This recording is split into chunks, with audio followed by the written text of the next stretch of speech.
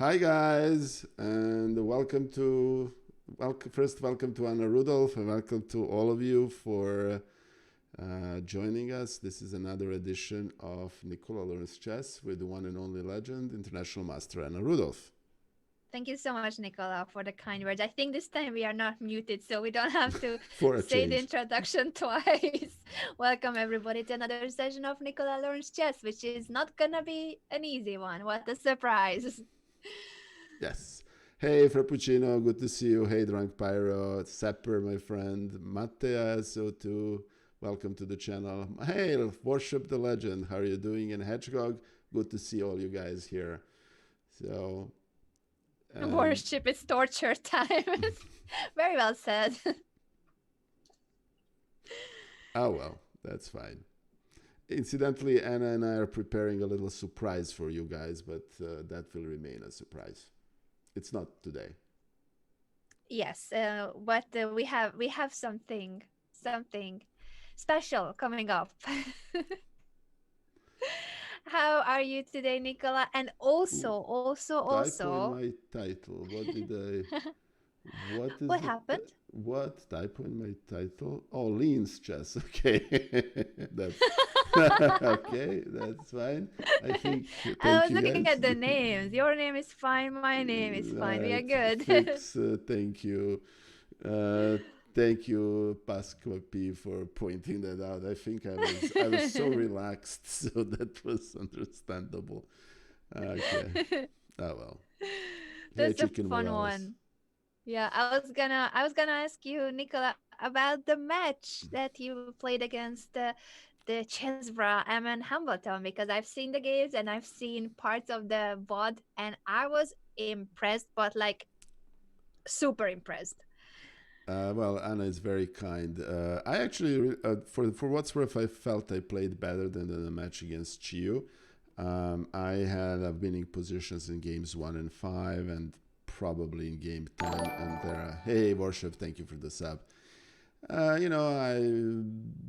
let me put it this way: hope then in certain period of time, maybe a year or so, I would be able to win those games.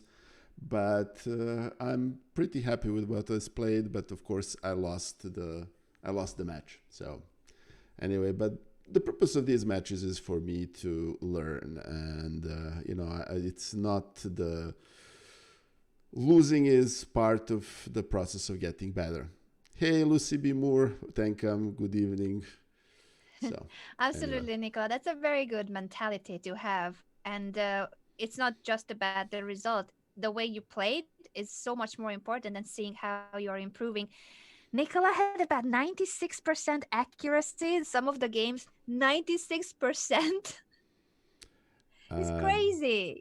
You're playing so well. You've given him such a fight, and the positions you achieved were really promising. So very good job, preparation wise, middle game strategy wise, time management wise. Absolutely, it's just such an incredible step. I think that you are taking. It's like you're as if it was a pair of stairs or like just normal stairs, but you're skipping some of the steps, because I feel like your improvement is like these gigantic leaps forward. I don't know how you do it, and I'm not praising myself because I don't think this is me, because we've been having these sessions only for a few weeks, so it's not me. It must be you studying in your own time. uh, Anna deserves a lot of credit because she opened my eyes to certain strategic insights that I would have been missing, and she's also helped me immensely to find my style. So yes, Anna deserves a lot of credit for my play, if not all of it, or for an improvement. Hey, Daniel, my friend, it's good to see you. Um, and she's very kind, and my original response to 96% accuracy is that one of the games I felt I had played and I had no chance was a game in which I had 95.9% accuracy against Grandmaster Daniel Naroditsky, and he had 99.6. And I kind of lost that game in 22 moves. Yes, that game actually does exist. So I'm happy with an accuracy. I'm very happy with my play. I'm not happy about the missed opportunities, but I'm very happy to take this. I am playing another such match against WGM Dina Belenkaya, and looking very forward to playing that match. This is again this coming Sunday at noon, and we'll see how it goes. She's a very strong player, and I'm looking forward to. Let me give her a quick shout out. Belenkaya, yes. Oops. Yes. Anyway, so there's a You did shout it. out, and thank you.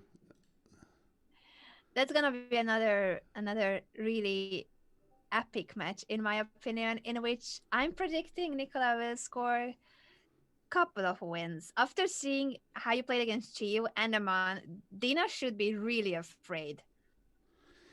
I don't think there is part of Dina's vocabulary to be afraid, to be honest with you. That's a good point. But if she had it in her vocabulary, she would be scared now. Oh, thank you. That's very kind of you. All right. So we got a notice from Bunkinator, my dear friend, that this is only not that my stream is not transcoding. So I honestly don't know how to fix this. So Transcoding, what does that mean it for says boomers like me? it's only showing is 720. Thanks, Sepper. And Sepper, my dear friend, is also saying the same. So it's 720p. Okay, I think yours truly is going to have to learn how to handle this. I honestly don't know how to fix this in Streamlabs. So Oh, because normally you would stream in higher resolution. it's supposed to be able to transcode to a lower resolution for people who have a different thing. One. So you know what we're gonna do. What Bunkinator is saying is that if we stop the stream briefly and then restart it, that should fix the issue. Wait a second, Nikola, because Summer is saying if it's a Twitch issue. So if anyone could confirm if it happened on other streams too, or if you guys know if it's a Twitch issue, then maybe it will not get fixed by us leaving. All right. I'm actually gonna promise that as soon as we are done, I'm actually gonna have a test stream to fix this, and because I was just hoping that.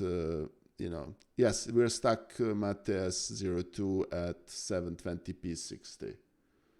That's the problem we are having. If anyone from the audience has seen this on other streams being an issue, Twitch sometimes gives lower view streams, lower prior transcode options, so that could be an issue right now. Do you think so, hashtag? I absolutely have no idea. So, Nikola, what the way you think Twitch. Is the right... It's not. Yeah, but all right. Do you have the same settings as usual in your streaming software? Let me see here. It says scale resolution, downscale, output, streaming. I have to admit that I am absolutely okay. You know what? I'm gonna work on this because I want my friend Sepper to. It's fixed until you get Twitch partner, then you get more resolution. Okay. Okay. Well, we want in this case less resolution, so the issue is not up to 1080, but to have it for lower resolution for those of you whose internet can't handle 720. That's why we're trying to think of it. Maybe just downscale to 30 frames, Daniel is saying. Yeah, that's a great idea, Daniel. It would be great if I knew how to do it. And I'm an IT professional. Are you using OBS? I'm using Streamlabs. Do you use OBS? Streamlabs. I think it's in the settings, because I should have the same settings and the video. If you click on file settings and then there's a setting tab for solely the video, but I wonder if it lets you change it while we are streaming. For that we may have to go you know offline. what, I actually am supposed to work on improvement of this, and I'm actually going to work on it when we're done. I just don't know how to do this. Okay. Yeah, and the thing is, I'm not even sure that lowering it to 30 will make that much of a difference. I mean, it's less for sure, but I don't know if it's enough for Sepper and others who may not be able to watch on 720. Gotcha. In other words, affiliates hashtag go is saying affiliates on a priority list.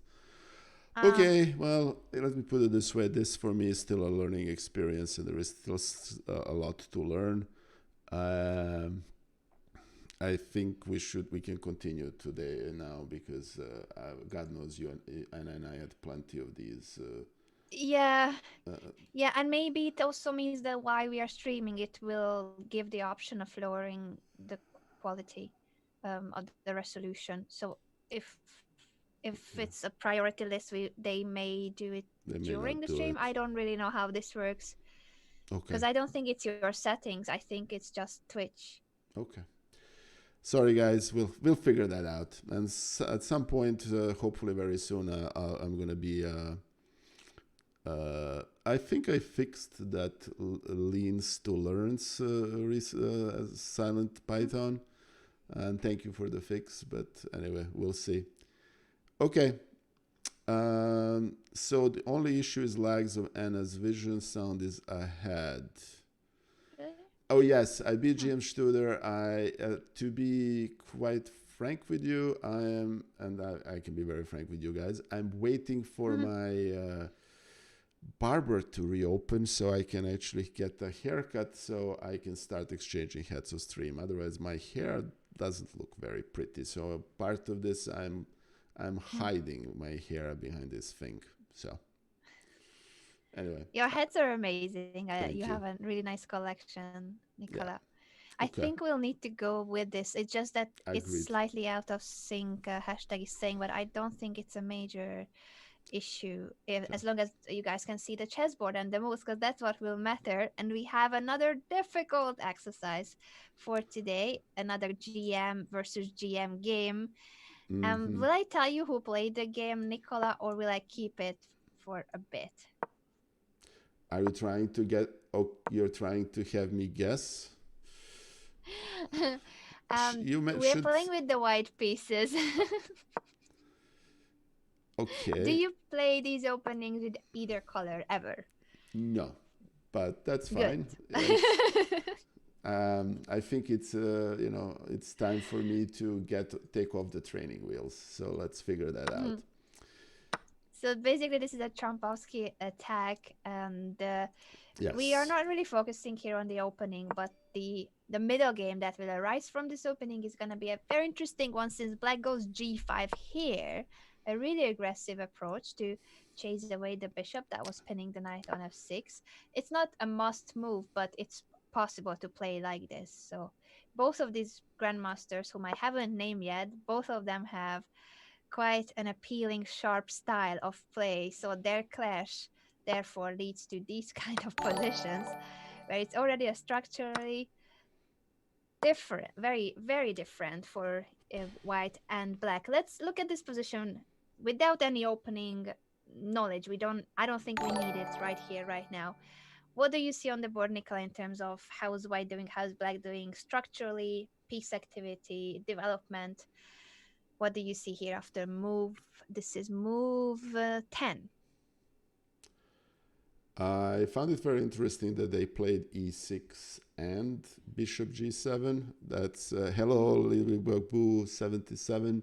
Thank you. Hey, 2511, my friend, and thank you, Frappuccino, for joining us. Shelby, and hi, Chicken Morales again. Why is 6 afraid of 7? I honestly don't know. Uh, the question I have, because 7 8, I hear you. All right. So e6, combination of e6 and bishop g7 is somewhat interesting. Um, Black has a bishop's pair. Black Mhm. has an interesting, um, I think development is about the same. And I don't think I have seen Trompovsky with knight on d2 before, to be quite frank Mhm. with you, Anna. You know, Very true. it's somewhat strange. c5 makes sense. c3, okay. It's normal Tropovsky. g5, knight h5, grabbing the bishop, and it's It's definitely unorthodox opening approach. That's for sure. Hmm. Yeah. Looking at this position, black having the pair of bishops, but white being somewhat ahead in development. Also, structurally, it's totally different. The setup, white has doubled pawns on the king side, but open h file. For black, it's still yet to be seen how black will react later to the center. White has better control of the center and will need to also figure out where the c8 bishop will be developed. So, a couple of things about this position. King safety. Will we see castles in this game, you think? And if so, who will castle on which flank? I Just a think we should. question. I think a poll would be appropriate here. uh, and I was just caught myself thinking: is Black gonna play D5 or F5 or both? Um, you know. Mm-hmm. Uh, Let me put it this: I'm being asked to guess who played this. I would say that one of the players is Jobava because he always has these weird openings. I got it right? Yes? Yes, Okay. that's correct. I didn't think you would manage to get it first without any hint, but you absolutely did. It Okay. is Badur Jawaba with the white pieces. Yes. Coincidentally, we'll be playing an open field media match on the 8th against Anton Korobov. So I'm eagerly waiting for that to happen on Fiona's Fighting Nights. Okay. So if you're asking me which he's white. Yes, he's playing with the white pieces. He's playing white. Okay, 92 sounds like something he would want to play. Okay. Who is castling where?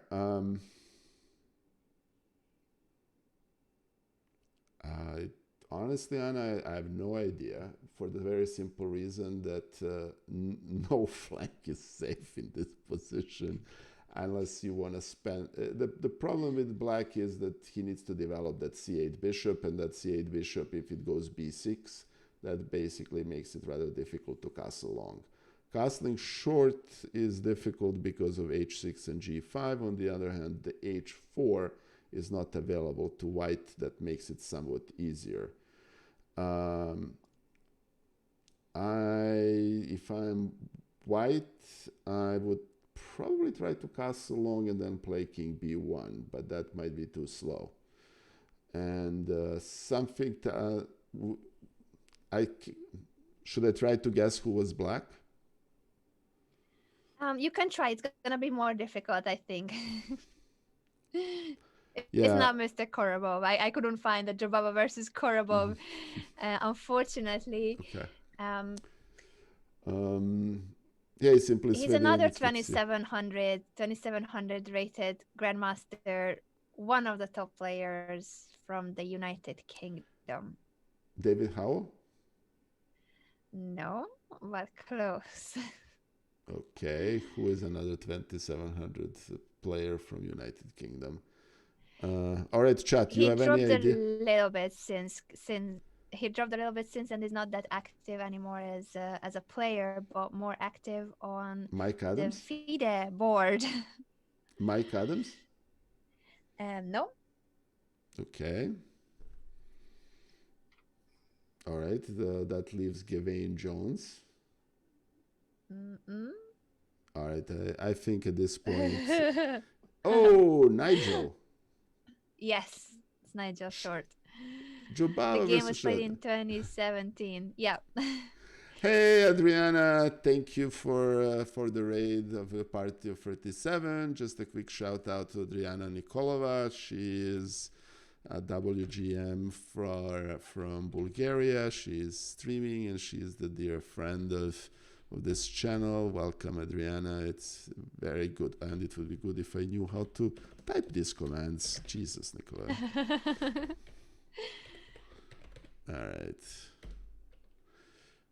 Yes, thank you. Please give her a follow. She plays great. She has a great stream, so she has very instructive streams. And also she plays a lot against viewers and subs, and I always enjoy her stream. Somehow it never happened that she was streaming then I was able to play, but one of these days it's gonna happen. So uh, all right, so to get back to this game, so it's Bahadur Jobava versus Nigel Short. Okay, two rather interesting characters of the chess scene. Yeah, Short can play King E7 for all intents and purposes. Both players are capable of those kind of moves too. They have really unique styles, and it's just the fearless attacking style, Yes. going for dynamic factors oftentimes more than for their own safety and their own king's safety. So this is going to be an interesting game in that sense. For once, I also chose something that's not a blitz game. I like those games oftentimes if it brings more instructive moments, because I do think that we can also learn a lot from their mistakes. But this one is a classical time control, as far as I know. Yeah. Siegemann and Co. A tournament in Sweden in 2017. I sense an excitement in Zana's voice, and I'm officially worried. It's white to move, so we're gonna be playing mainly from white side this Okay. game, but not always. I would need you to decide on a piece setup. If you're playing this with the white pieces, how do you develop your pieces? What's next? A couple of Okay. moves. Well, just a quick hello to my friend Sarcastic Guillotine and 2511 again. It's good to see you. And Indo Queen 1750, thank you for joining us. So, okay.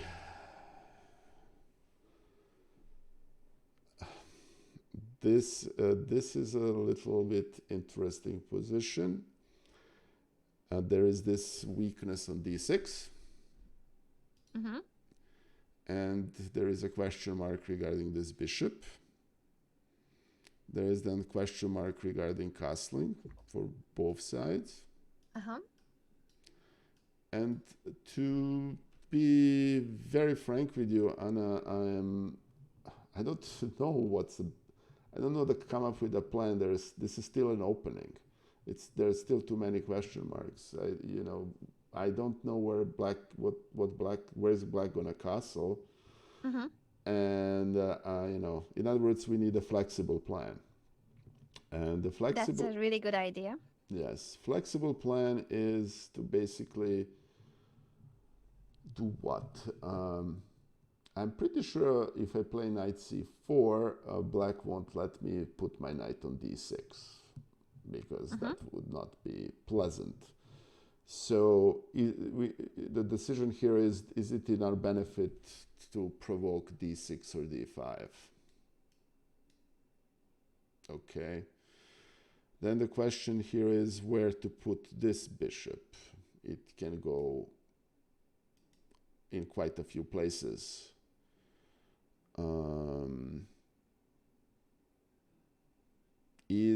What are black plans with regards to, is it pushing f5 or d5 or both? Is it more important to try to castle long or to put the rook on c1? Mm-hmm. Very good points. Is e4 beneficial to us in this position? Do we want to play g4? Mm-hmm. Yeah, I really like your drawing of arrows. That's very nicely handled, the technique. Yeah, Drunk Pyro is saying that queen b3 with the long castle might actually be a good plan. Fair enough. And for the record, this is precisely the type of position that I have difficulties with because it's too many options. Mm-hmm. Which is why probably Anna chose this game. Yes. Correct. Okay. What All would right. be your intuition saying in terms of piece placement and where do you castle, king side or queen side?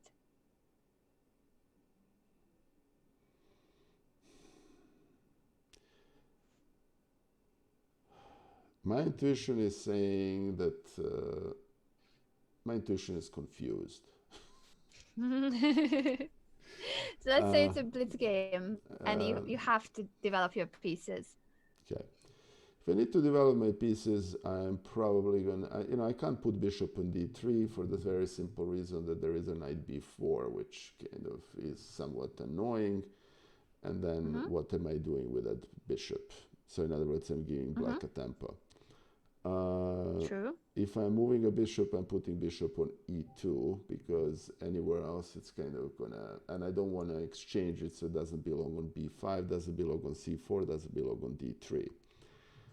Mm-hmm. Um, playing queen b3 with an idea of, castling long is one appealing plan. I really Mm-hmm. don't want to castle king side because black is already well advanced and he's two moves here from opening the h file, so I don't want to do that. Oh, sorry, I just destroyed all the arrows. Um, Mm-hmm. so what I would probably do here, I would keep the bishop here for the time being. I would keep the rook here because here it's actually developed along the half open file. And I Mm-hmm. would play something non-committal like queen b3 and then castle long and maybe put the king on b1, put the rook on c1 and try to play alongside the open c file. That Mm-hmm. would be the intuition. I don't see any immediate tactics.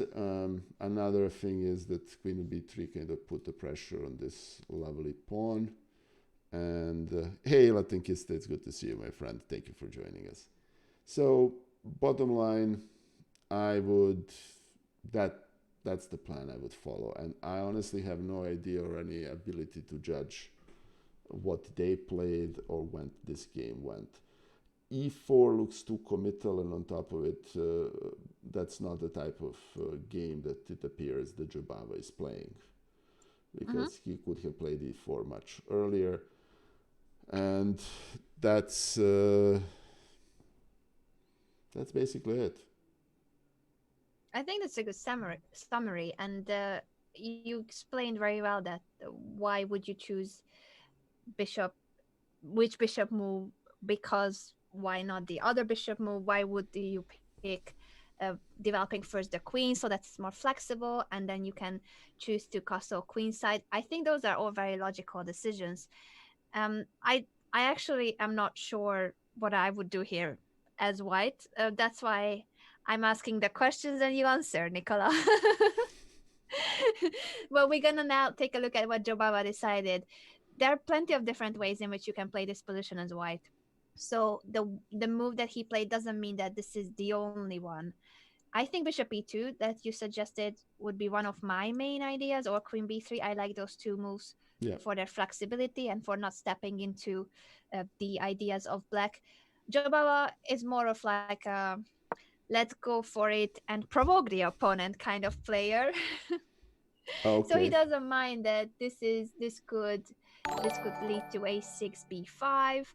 um might be that he wants to provoke that, and then he can attack on the queen side with a4, or just make sure that black is not castling queen side. I think this is more of a provoking move. And if black doesn't do anything with it, the bishop stands well on b5 also for the moments that you mentioned that it's likely that black will push d6 or d5, and then the bishop is already pinning that knight, because the black king, we shall see whether it will castle or not. So bishop b5 was played in the game. um yes, guys, we are aware about the resolution, but we can't lower it at the moment, hoping that Twitch will do what they normally do. I'm not a tech person to even describe properly what should be the resolution, giving you Yeah. the option to lower the resolution. In any case, Nigel Short is not the type of person that's afraid, so he castles kingside. You didn't have to predict this because I don't think anyone could. Yeah, this is this No, open, honestly, semi-open file. it makes perfect sense actually. Hmm. It, Yeah. but It's another thing that it makes sense, and whether we would actually play it. So tell us about why overall it does make sense for black to castle kingside. Okay. So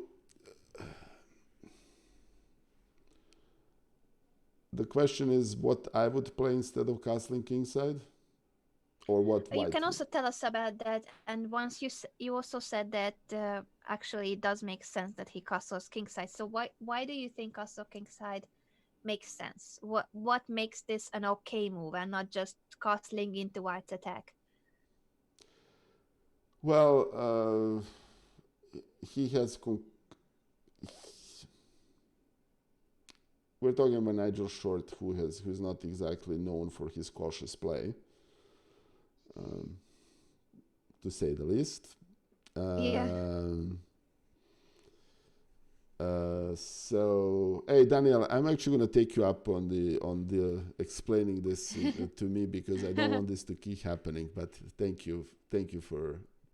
I'll take you up on that offer. And hashtag, you said that this is um, this position gives you a headache. So you would try to simplify, just to not look at it anymore. I completely sympathize. Okay, so the truth be told, I don't think here is a real problem. If black doesn't castle, and can't play d5, there is Jubava can start pushing these pawns. Mhm. And if he pushes the pawns to e5 and d6, he's going to have a very cramped position, the black will. Mhm. This king, needs to get out of because potentially e4, d5 will open the e file, and then, black will be in trouble reasonably quickly. Mhm. And, if it pushes d5, the knight is pinned. I think what he's basically playing on, he's tempting Jobava to attack him on the king side, and he's basically saying, "Come and get me." Yes, that's a good way of explaining why castle kingside, and just also what would happen if black decides not to castle at all. I think that's exactly why this move is okay. And now it is white whose king is in the middle of the board, so we shall decide with the white pieces whether we will castle. What do you think?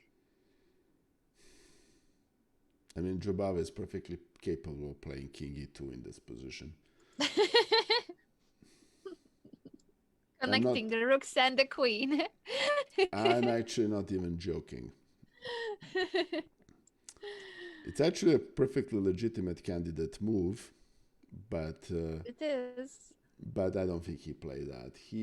I think what he wants to do here is to castle long and get the rooks on the h file and start attacking.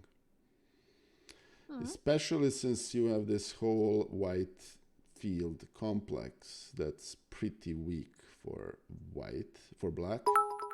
Mhm. Hey, Bears and Chess, thank you for the cheer. Thank you so much. That's very, very, very greatly appreciated. This bishop, who is supposed to kind of fight for those, is pretty far away to defend these. So, queen c2 is not a good move because of knight b4, and then on knight d5, and so on and so forth. Hey, chess lover, it's very good to see you, and thank you, Bears and Chess. That's very kind of you to say that. So what I would play is probably something on the lines of queen b3 and then castle long. Hey, Vermif, thank you for the follow. Am I really worried about black playing f5? I mean, I can play g4, which may actually not be a bad move.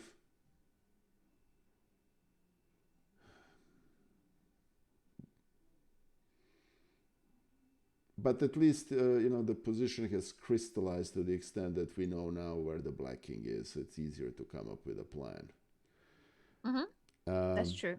I can always try. If I play knight e4 or knight c4, I run into d5. That kind of closes the position off a little bit, and then the knight needs Mm-hmm. to go back. I mean, do I want to jump on c5? Probably, maybe, maybe not. Am I worried about a6 and b5? Maybe, maybe not. White probably doesn't want to exchange this bishop for this knight because this bishop is needed for the attack on the black king. Mm-hmm. Um, I don't think castling short is a legitimate option Why not? because h5 and h4 are pretty close. f5 is an option, and you can have a pawn attack rather quickly. I would be nervous doing that. Now, of course, nobody accused Jobava of being ever nervous about anything, but uh, all right. So that's what I have to say about this position, Anna. And if you're Mm-hmm. asking me what I would play, Yes, I will ask you. I would probably play something relatively non-committal along the lines of. Let me think for a second. Um, I starting to like g4 as a move. Hmm. Okay. Then something Yeah. reasonably non-committal with a queen, following by long castling. Mm-hmm. And the thing is, if I'm feeling lucky, I can even play king e2, but that runs into this e5. If I I'm like how you got hooked on the idea of king e2.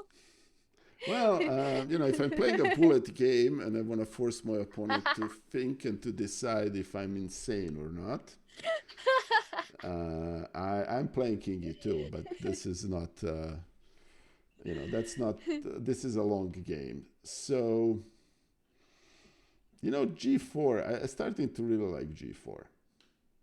Hmm. It's an So, option. G4 yeah, and queen b3, or the yeah, moves you mentioned, are yeah, all possible here. And once again, this is a position where there are multiple ways in which white can play.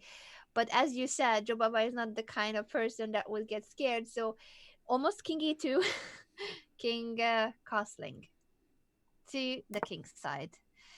yeah, Not not, really afraid of any of f5s or f5, f4, h5, h4, all those pawn breaks that are possible. Not scared at all, of course. all right, guys. So this is basically two grandmasters telling to each other, come and get me.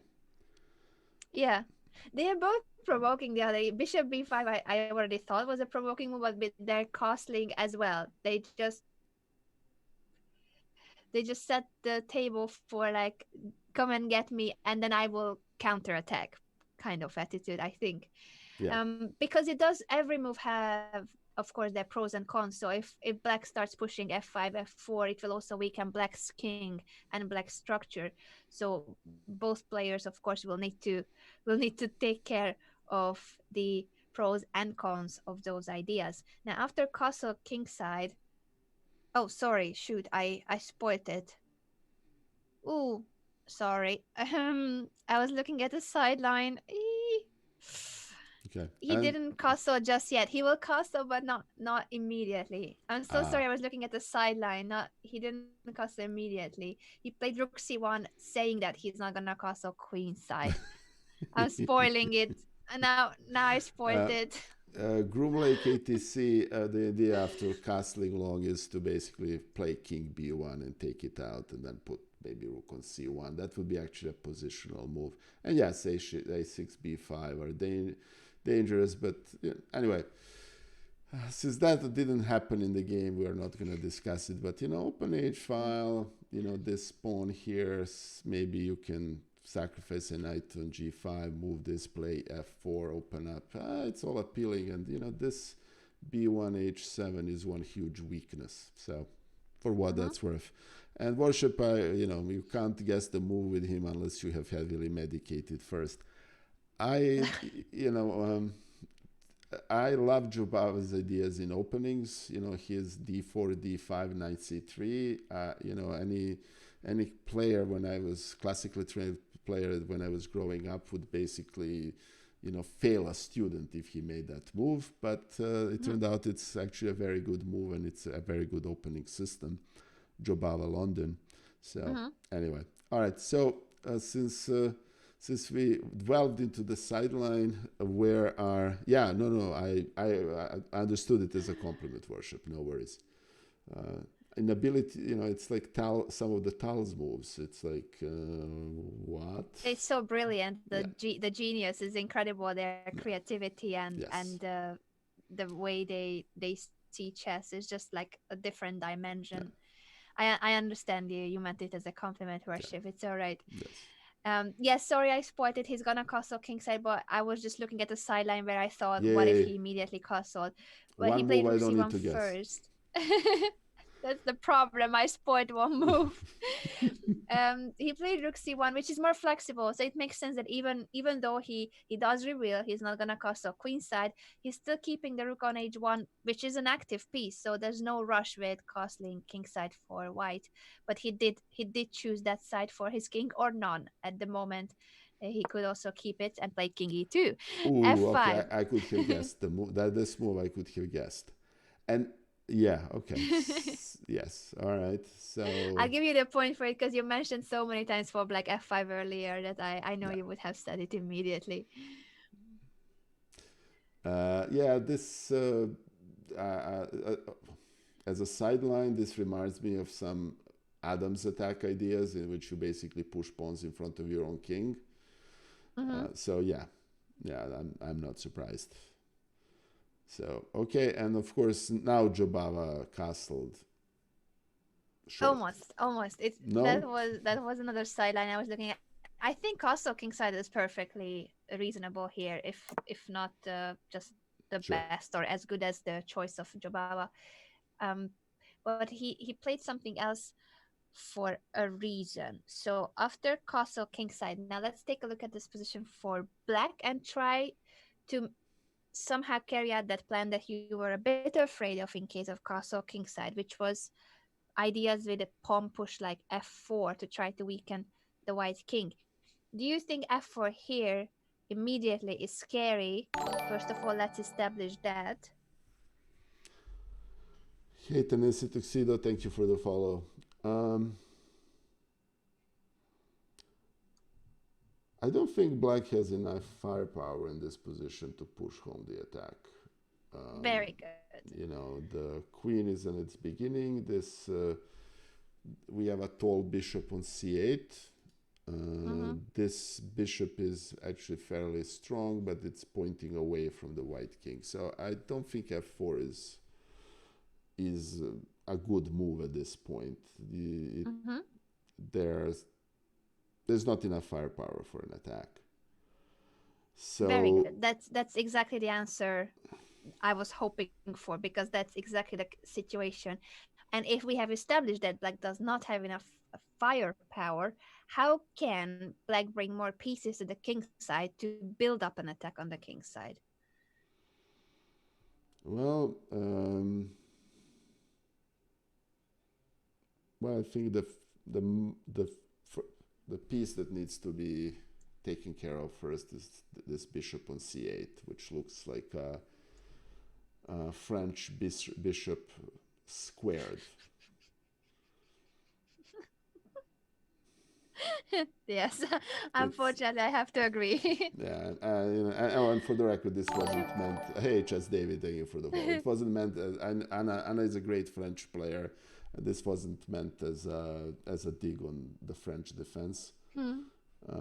But yeah, it's a French bishop. So you know, something along the lines of a6 and b5 might be appealing. The problem with it that kind of leaves this. We would lose a pawn on c6 at some point, Mhm. or another option is to try to turn this into some sort of a stonewall light and push d5. You Mhm. can also try to push d6 and e5. Mhm. Um, but you need to get that bishop on c8 activated, and I'm not exactly sure how. I think d6 and bishop d7 might be warranted here. Of course, immediate d6 loses the pawn. Mm-hmm. Um, and surprisingly enough, that bishop on b5, this bishop on b5 is now quite annoying in this position. Uh, so, yeah, routing bishop on it. Thank you to Hound of CS. That's very nice of you. I mean, that queen is not very well placed there. So the question here is, how do we develop a bishop without losing a pawn? Because if either of the pawns of b7 and d7 move, um, the knight is in trouble. Mm-hmm. So I think the development of a bishop kind of needs to start with either with a knight move. And one possibility is to do something along the lines of, and it would be nice, and something like this. You can Mm-hmm. put this and see, ask the question from the bishop where it wants to go, and then maybe push b5 and bishop b7. And Mm-hmm. incidentally, those two plans don't mutually exclude one another. I don't see any immediate play that white has on the c file. So, hey, Mass Refuge, it's very good to see you. Thank you. Oh, and the Groom Lake ATC Drank Pyro is famous for one of the last people who used this old descriptive notation. So anyway, I'm so bad at trying to read the old notation system. I struggle a lot. yeah, And I had books that are fully written with that notation system, of course. So I was trying to read it when I was studying from old books, but I find it really difficult. I'm not used to it. yeah. Anyway, all right. So if you're asking me what I'm playing as black in this position, Mm-hmm. I am playing knight e7 Mm-hmm. With the idea being, to get to g6 and then start attacking. But more than yes, that, and at the same time, yeah. Sorry, sorry, interrupted you. at the same time, you no. I was just summing up what you said, that you also develop the c8 bishop, but if you push b6 or d6 or d5, Yeah. you are losing a pawn because of bishop takes c6. So you are improving the knight, maneuvering it to the king side to help the king side attack, and at the same time you are ready to develop your c8 bishop. So it's a multi-purpose move and the best move in the position, 97. Very good job. Ah, okay. Very So good job. and let me ask you the famous question: was that played in the game? What do you think? No. Of course not. But now we understand the position better and why Jobawa, after f5, didn't castle but decided to eliminate that knight. So he Ah, didn't like knight e7, knight g6 coming good. after castle. He eliminates the knight and then castles. All makes sense now. Yep. Yeah. I I That's a think it grand. was really important. Yeah, that you pointed out 97, because otherwise it feels like, why is he helping black? Because now black has a better control toward the central squares and the bishop could be developed next move. So it's like, why is white helping black's development? But at the same time, 97 96 was pretty annoying. Yeah. Yeah. That's a grandmaster move right there. Okay. So what we have on the board will be now the battle of a pair of knights versus pair of bishops. Okay. Summoning the Jubaba is summoning his inner Chigorin, who was apparently famous for liking to play with knights against bishops. Yeah, Okay. that's very true. Do you have a preference in general, whether it's knight or bishop? Not just pair, but if you prefer knights or bishops in general? The problem is that pair of knights fight with each other and pair of bishops cooperate with each other. and True. uh, there are plenty of positions in which pair of knights are stronger than a pair of bishops, but not that many. And in Yep. any kind of average position, percentages tell in the side of bishops. Hmm. So yes, and Hammer would already resign as white. Respect the bishop. Sure. Yeah, very true. Hammer would resign. So after castle, since now black can develop the bishop, of course, Nigel Short did play bishop b7, and it's us once again to make a move with the white pieces. Maria, hi, how are you? Good to see you. Hey Maria, thank you. Maria Yemilanova, better known as Photochess, is a fellow streamer, a friend of the channel, and a great lady, and probably the best chess photographer in the world. And Mm. she also, plays chess and plays all sorts of interesting things as well as assembling Legos on her stream. And she's commentating the big chess tournament today. So I'm very glad to see her here. It's also very late in Sverdlovsk, so thank you for joining us. I know it's very late for you, so thank you. So, all right, so I have bishops. I need an outpost for these bishops where I can put these bishops so they won't be immediately chased away. So there is an e5 outpost. There is a c4 outpost. I really do not have a c file anymore. What do I do with these knights? What do I do, period? It's very interesting that the position that looks so comfortable for a white all of a sudden is much less comfortable, although all the naturals move have been played. Mm-hmm.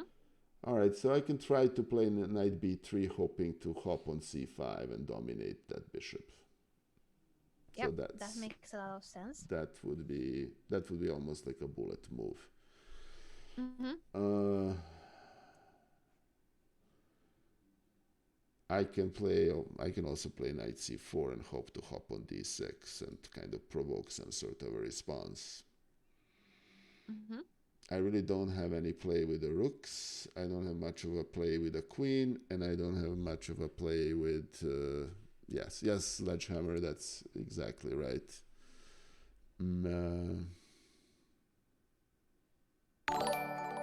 Hey, what's smart? Thank you for the follow. Very greatly appreciated. All right, so I mean, developing. Is there any hope in opening these files for the rooks? No, because any opening of this position is going to favor black, so I need to keep it closed. Mm-hmm. So your conclusion would be to go for which plan?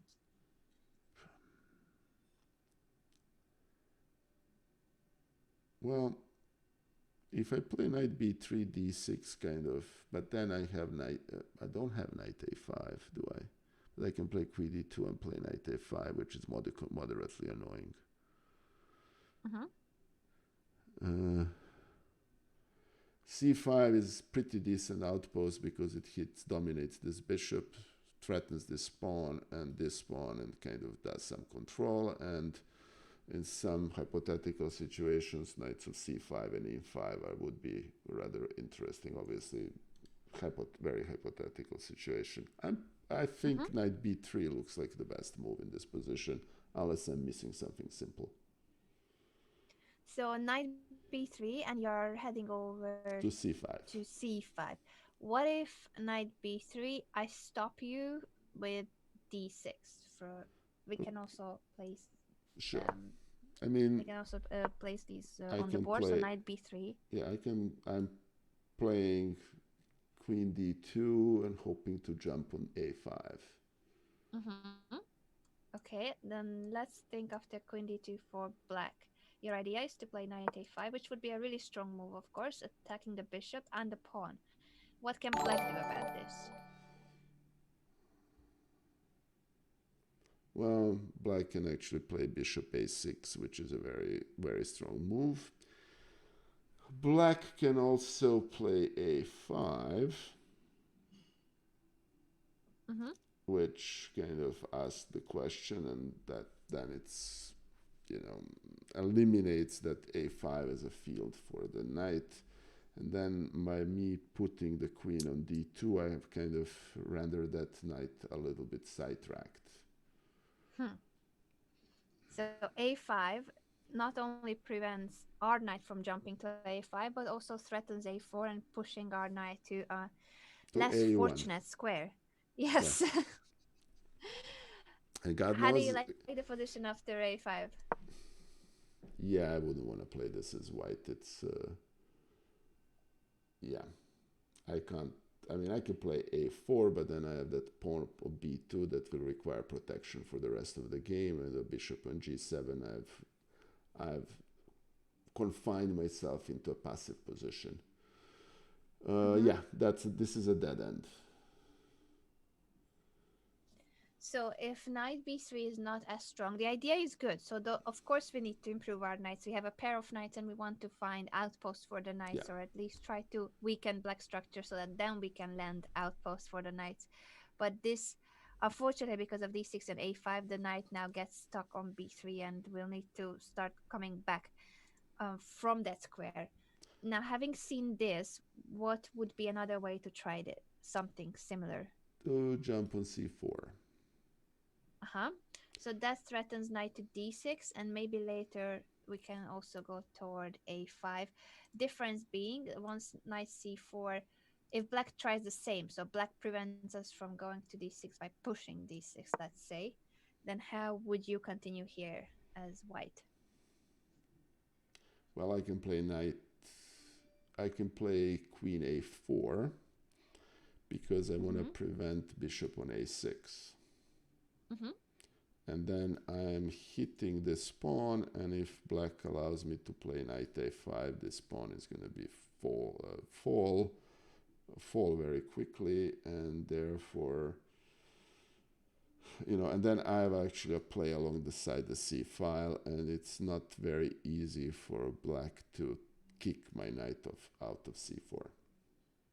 Mm-hmm. So basically Very something true. along the lines of knight c4, d6, I'm playing knight a4, and and I'm threatening knight a5.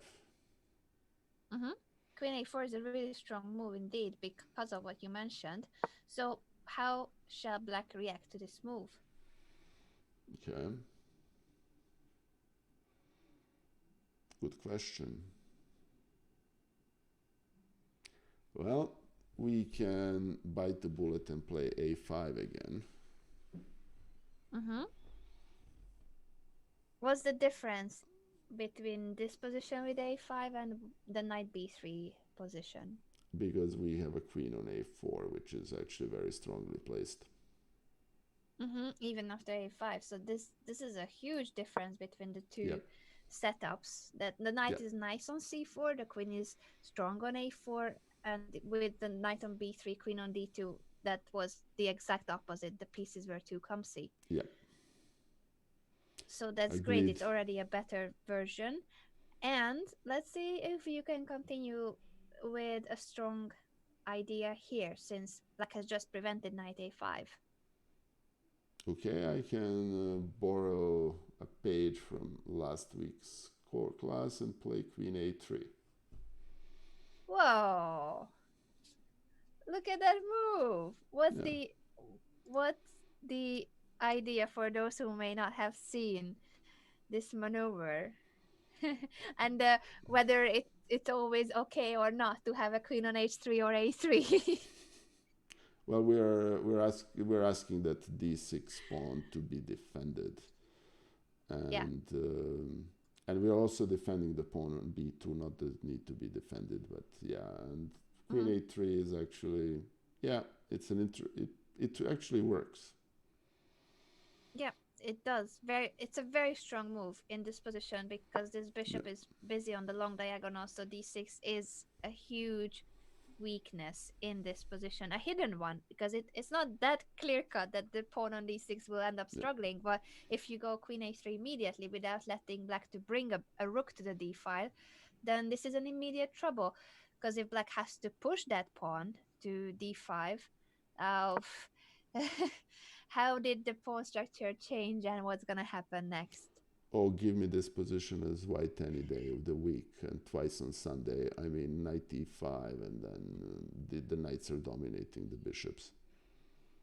Yeah, we can jump to e5, we can jump to d6, both squares, and the pawn structure of black. This is exactly as you said what white wants, to Yeah, fix the pawn structure of black, yeah, have all those holes where the knights can jump to, and the pawns are at the same time also closing up the diagonals of the bishop. So this is now favoring the knights clearly. yeah, Very good job. yeah. And speaking of Queen H3 last time, I wasn't aware of it, but apparently Queen H3 is a common idea in that opening. Maybe not in that position, but apparently Ah, it's apparently Queen H3 is almost theory, which I was like, okay, ah. but I not. didn't know. You're teaching me now because in the position where we saw it, it didn't really make sense. But it would make sense if he saw it in another pattern, in other Yes, circumstances. Now that explains then why he would want to go for the same in a blitz game.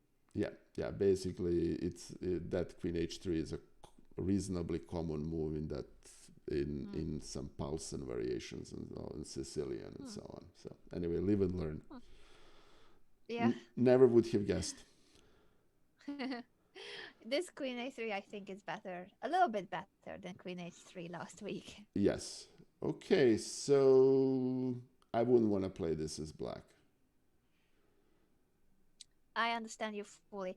Perhaps after Queen a4, now that we know that Queen a4 threatens Knight a5, but a5, which was an efficient enough response in the other line, here a5 is too slow because Queen a3 is even worse than allowing Knight a5. So black should come up with something else, but this position I think is already very unpleasant. And it's only move 16, and black hasn't really done anything wrong, but the type of position it is, black needs to be very precise. I think maybe black has to go for something along the lines of opening up the diagonal, because once the knight lands on a5, it's not just that we are attacking everything, so bishop and pawn hanging, but also the bishop doesn't have a good square, and we are winning material. So maybe the way to go instead of a5 is to try c5. But um I'm really liking positions like this for white. So this is even if it's the best attempt for black, I think this is a tough one to play. Yeah, and chess lover is basically saying in chat that we should play rook on fd1, and I think that's a definite motive because with the rook Hmm. on d1, we have this lovely Yeah, thing and so on, and beautiful. yeah, and actually I that fully might be agree. the strongest move in this position, as a matter of fact. I think so. I really like it. Last piece joining the attack. We are threatening to take on c5, Yeah, and if black takes, the d6 pawn will remain a target, and just simply the d5 knight jumps to d4. This is a beautiful position for white. I agree. yeah, yeah. Okay. Needless to I say, think none. Yeah, sorry, Anna. uh, I was gonna say that I think this would have been a really strong way to play as white, knight c4, and very logical too. But it didn't happen in the game, so we're gonna see something that is not as good as this one. I think mildly,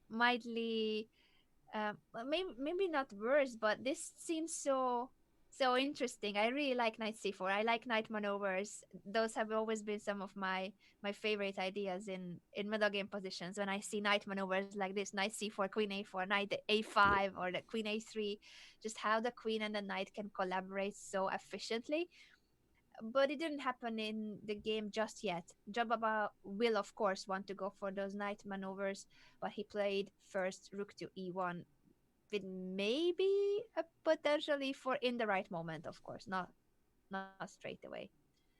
Let me promote this line because now this is actually the game. okay. But I truly believe that knight c4 was just as good, if not better. At least it looked very promising. And Lee Kevin, welcome to the stream. Thank you, my friend. And she's asking, whether you taught John Urschel, the former NFL player and math genius? And yes, Anna did. And we're kind of with John's blessing, incidentally, we're kind of continuing that tradition. John was kind enough. Anna asked him if he's okay with us basically using the similar name, and we got his endorsement to continue to do so. He was very kind, as he always was. John is an amazing Yeah. player, mathematician, and just an overall legend. I I think the chess community is missing him, but he's very busy with working on multiple maths papers at the same time and his PhD. So busy man, but hopefully we'll get him back into the chess community when he becomes a bit freer, at least having a bit more free time than what he has right now.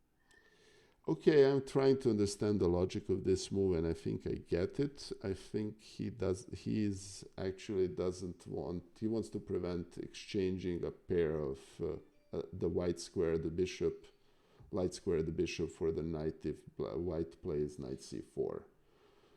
I think Hmm. that's one of the possible logics of rook e1. Mm-hmm. Do not step into bishop a6. Yeah. Or hmm, Because could actually be, Jababa yeah. likes the pair of knights. That wants to keep both knights on the board. Or Yeah, no, that makes sense. yeah. I think he does. And he thinks that this is a tall pawn and these bishops are stronger. So that actually makes sense. Okay. Yeah, they want to keep the knights. Yeah, Okay. I agree that this makes a lot of sense too. I just personally I like knight c4, queen a4. Not not that one or the other is Yeah. way better than No. in terms of engine evaluation. I think they are very similar, the two ideas. Rook e1 was played, and Nigel responded with d6. Okay. Once again, it's our turn to decide how to continue. All right. Okay. Can we play a bullet move, queen b3? You know, this That and bullet this. move is threatening a lot of things at the same It's, time. yeah. So that's pretty interesting. Mm-hmm. There is still this knight c4 move.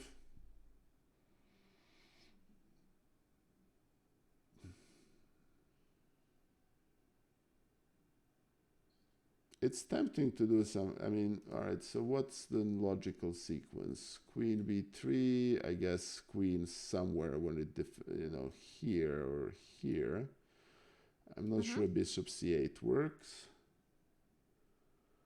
Then something along the lines of knight c4, and we still have this queen a3. Oops. We still have this queen a3 motive. Mm-hmm. I think queen c4 makes sense because if ever black plays d5, we want to jump to e5, and then knight is defended. Mm-hmm. So knight c4 here. Yeah, I think, and Mm-hmm. knight c4 is probably a very strong candidate. Move with or without queen b3 inserted before it. Yeah, I like that thinking. You explained the possibilities with queen b3 or knight c4. Yeah. Which one would you go for if it was your game? Well, I kind of seem I kind of like the line of queen b3, and you make a move, say queen d7, and I play knight c4 and knight a3 and ask the question of this pawn. Mm-hmm. You Yep, can't very you, good. you can't really push c5 because I have my heavy artillery pointing towards it. This pawn is protected, Mm-hmm. and I think that's what I would do. So I would start with queen b3. Uh, Sure, that's exactly the game. For once, we are playing the Yay! main moves from the game. Okay. Very good job. Queen b3. Black has to protect both the bishop and the pawn on e6, so he played queen to d7. And it's our turn again. Had to follow up. Okay, I kind of said that I want to play knight c4, and I see no reason not to do it. Hmm. So yeah, I think it's a natural plan. Um, I don't see anything better, Anna, here. Okay, so Okay, knight c4. okay. So want me to make the move? Yes. Yes. Now this is when we turn the board. We can flip it also No, physically we if you don't. want to. No, we don't need to. It's fine. Just kidding. I know that you got used to it. That I ask from time to time to think about the From position time to from the time, opponent's perspective. From time to time only. you have been asking alternate moves for the past I don't know 6 moves. That's fine. That's in all From honesty. 6 times to time. All kidding aside, that's actually a very useful exercise. It really is. It's I'm not gonna say I enjoy it, but it's very useful. Really is.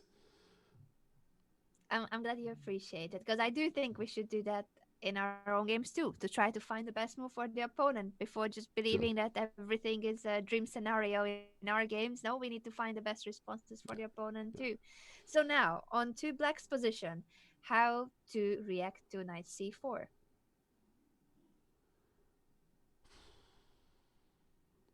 Well,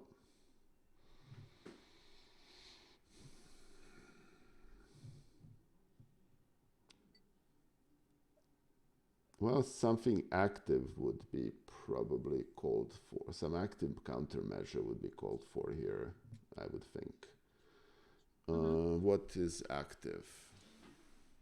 Hey, Kimi Liu, thank you for the huge raid, raiding with a party of 50. Thank you, Kimi. That's very greatly appreciated. Kimi Liu is a streamer herself. She is a WFM and Jennifer Yu, party of 63. Thank you, ladies, for the raid. That's very greatly appreciated. These two ladies are a big of contingent of very strong teenage players. I had the pleasure to play with Kimi, and it was, here is a shout out to Kimi. And Jennifer Yu is probably is the strongest female player in the United States in her age group. So I'm honored to have you ladies here. Thank you for joining us. For you, I hope I'm spelling that correctly. Thank you so much for Yes. the raid, ladies. This is Thank you. Nikola Learns Chess, where I'm trying to make sure that Nikola has to struggle a lot while we are going through difficult middle game positions. So if anyone is in for more training, we are looking at this position. Jobava versus Nigel Short is the game we are analyzing today. White has just played knight c4, threatening knight a5, and we are thinking about this position from Black's perspective. What can Black do about this idea? Okay. All right. So let me. I Okay. always also misspell Jennifer's username because it's tricky with the double R. I think I always misspell it. But shout out to Oh, both it's of you. Yeah, two. Jennifer, and Okay, there's an my other bad. R. All right. Yes, Thank I you. did the same As mistake. you I did say, the same mistake on my channel. That's how I know. yeah, that's one of the reasons I am. Oh, some of us have actually called this torture time with Nikola. Okay. Very true. I Welcome to everyone just joining. okay. The chat likes it and Anna likes it. What can I say? Hey, thank you, Alon, for gifting a sub to Jennifer. That's very greatly appreciated. All right. So this is a game between Badur Jobava and Nigel Short, and it's basically a study in how to play with two knights against two bishops. And Hammer is not here, but this is a game in which I can say this. This is a game in which knights appear to be stronger. All right, so the question here is I'm now black and we flip the board and I need to find the best move for black. I need to open this position up Very good. desperately. Yes. So I cannot. Hey, Tom, designer test subject, thank you for the follow. So I can. So what are my options? I can play c5. Mm-hmm. I can play e5, which Yeah. if I loses the pawn immediately. c5 has the advantage that it opens a long diagonal for the bishop. I can also play a rook b8, and I would have to play a rook from f to b8 because I don't want to leave that pawn on a7 attacked if for a potential queen a3, and that would be a double threat. So c5 has the disadvantage that while I'm opening the position, white rooks are actually better positioned to take advantage of it. So I would probably play a rook on fb8. Mm-hmm. You know, and ask the question of that queen, where does it want to go? All right, so rook fb8. Now we're gonna turn the table again, of course, and think of the position from white's perspective. How to react to rook fb8. Yeah, the problem with rook fb8 is I don't have a good response to queen a3. Mm-hmm. Because if Yep. I c5, then I'm losing the pawn. And I'm losing a pawn for a disadvantage for me. Mm-hmm. And so we can scrap that line. But the idea makes sense to bring a rook to the semi-open b5. It's just that black doesn't have the time for it right Yeah, now. no. I cannot play e5 because that will open everything up to my disadvantage. Playing f4 is great, but I'm not exactly in a position to take advantage of it. Mm-hmm. So that leaves c5, which causes all sorts of funky situations. The problem primarily being that after c5 takes and takes, my queen is on the open file. This pawn on e6 is being threatened. I still have to contend with knight a5. Mm-hmm.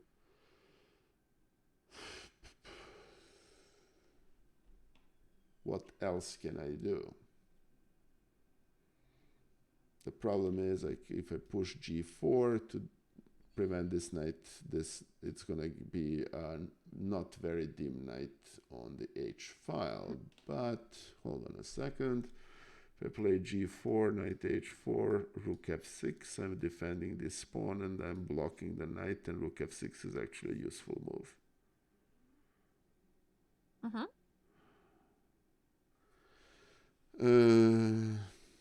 Okay. What's your conclusion from all these variations that you have mentioned? Conclusion is that I have a headache from this position. I like that conclusion. Sure. Torture time with Nikola, episode number 7. I can also decide that I'm going to play Magnus Carlsen and play e5. I'm kidding, obviously. That would be a very good Magnus Carlsen move. Sure. / Bottas Gambit. Beautifully presented. Yes, that is a true gesture of sportsmanship there too. Yeah, it really is. Okay, well, all kidding aside, it's basically pick your poison time. Mm-hmm. I can't play d5 because this pawn is what's holding this position together. Yeah, true.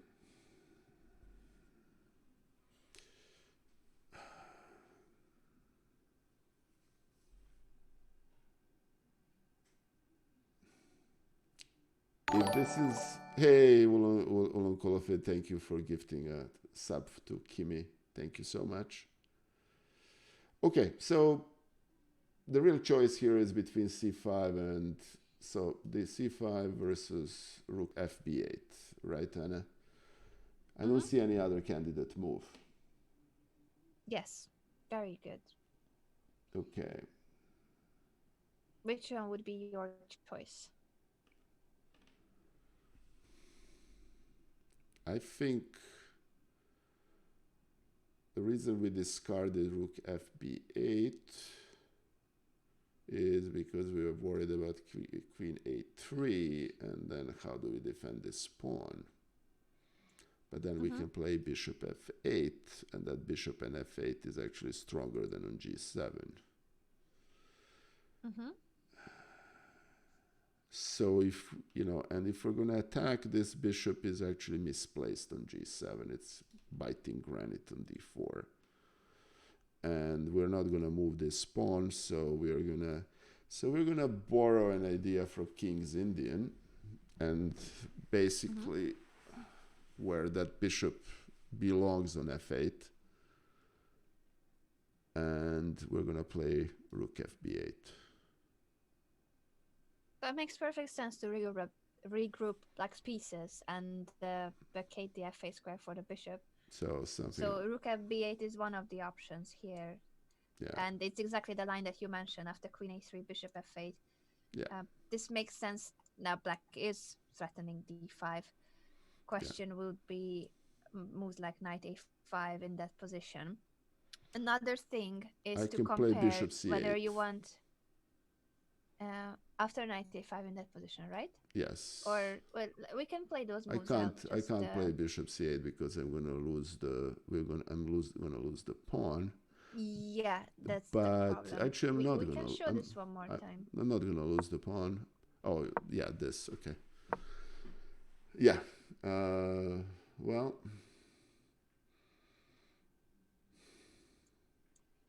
Heck, I can play c5 in this position. Mm-hmm. Yeah, c5 is a must. And this trade is not bad It's not once bad. you No. already have the rook on b8 and you're getting rid of this painful knight. I mean, it was painful for black to have that knight in the position. So Yes. this is, I think, still better for white, but black is surviving for sure, or black is like doing a good job to have compensation now Yep. on the b file after the trade on b7. c5 is a great idea. So this is, I think, one of the best ways to follow up. Another question now, as always, with the rook moves is which one shall go to b8. So let's compare it to rook a b8, which is also a possible move. Well, the reason I wanted to put the rook on f is because after queen a3 we have this double threat. Mm-hmm. Let's see how dangerous that is. So queen But a3, after which rook pawn? a8, this pawn is threatened, so it may not be that dangerous actually. And then that has the Uh-huh. added benefit that we could put the bishop on a8 in some variations. Uh-huh. Yeah, so it has its pros and cons that now we move the other rook to b8. A7 pawn, as you mentioned, is unprotected too, so this is a double attack, but obviously black will care about the pawn that you said is holding the position Yes, the together, holding the d6 pawn. Yeah, structure of black together. It's yeah. so important. Once that pawn is gone or pushed, there will be too many holes in black's position. Okay. So very important to keep it on d6 and keep it protected. And as you said, if queen takes a7, black can go back to the a file and the a2 pawn will be hanging too. So it's not that simple for white either. This No. position. How would you evaluate this for white? And would you prefer to play this with as white or black? Well, somewhere along the line, I think White lost a considerable portion of its initiative. Mm-hmm. Um, so now, c5 is still a legitimate threat, and you can always open the position. The a7 pawn is inviolable because if we were to do takes this, and the only move is queen b6, and then rook takes on a2, that's much better for black. Right. Mm-hmm. So that's something that white should not allow. N- None of these moves are forced, but True. there is, it's not immediately obvious how how black, sorry, how, what's the best way for white to strengthen the position. Knight a5, bishop a8 actually works. Mm-hmm. Okay, and Yes, then, it's true. We now have that square. and you know, and we have, white has shot its bolt proverbially. Mm-hmm. Um, okay, I'm still playing as black. I'm all of a sudden starting to like this position as black. It Hmm. has I actually played quite a lot of these games in which it's a very stubborn defense, but then it coils out. Mm-hmm. So this Yeah. is, yeah, I think you said it so well that now it seems that s- if black manages to hold the position together, protecting the d6 pawn well, having a square on a8 for the bishop, then the rook on the b5 will finally be active. You can move the other bishop to f8 to threaten with discovered attack ideas. So this position is maybe still objectively slightly better for white, but it can change easily. It can change yeah, easily, and there's nothing concrete. So yeah, if there's nothing yes, concrete, it's wide yeah. open whose game this is. I And that, agree with you that even though this is promising, knight c4, um, this is how I would have approached the game myself. So knight c4, queen a3 are really logical, but it's not that enough. powerful. Yeah, it's not enough. So let's look for something else instead of knight c4, something more straightforward, even more straightforward than knight c4, queen a3. Okay.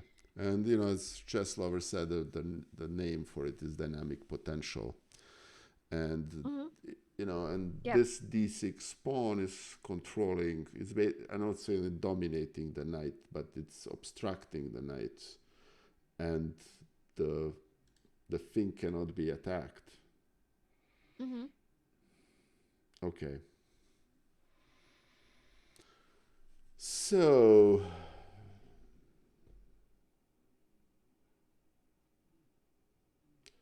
all right. So we need to create. In other words, we were trying to attack this thing here, and then this thing here, and we didn't really succeed. Mm-hmm. So there is one more weakness here, which is might be even stronger, bigger weakness. It's this thing here. So maybe, and this is why Jobaba played rook e1. Maybe it's time to push e4.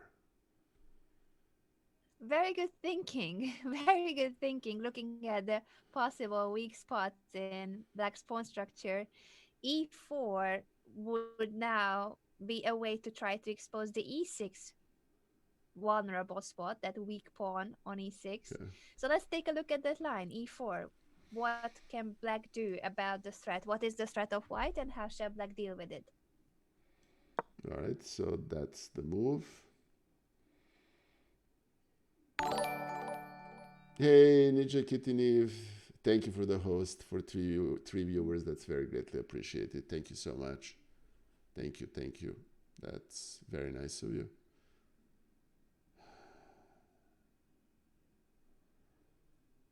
So,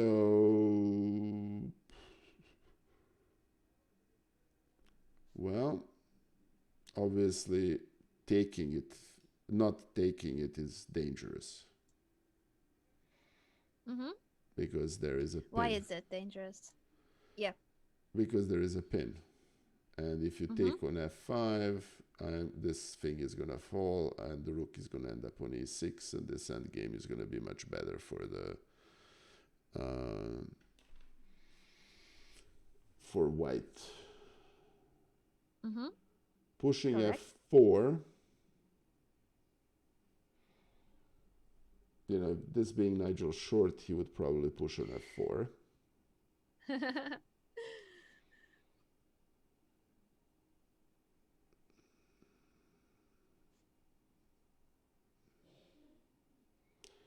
Yeah, e4, g4, knight h4. Yeah, the thing is with knight on h4, it can jump on g6 and be mightily annoying. And moving king from the pin is also valid. Pushing d5.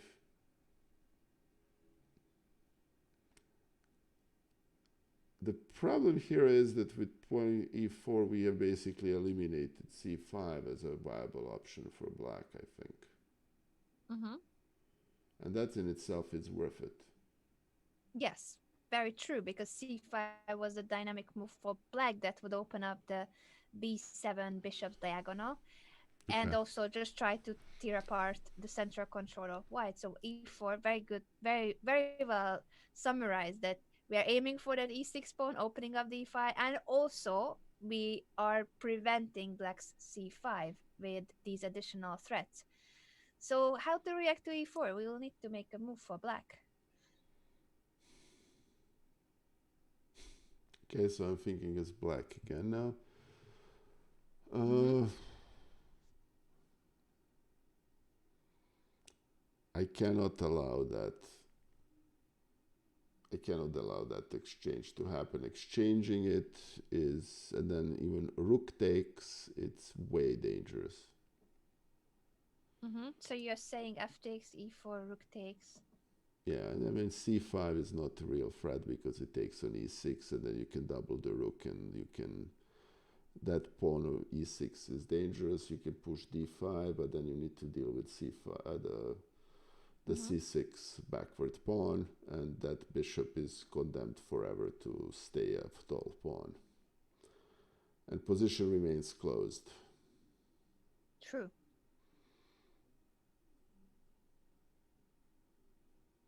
All right.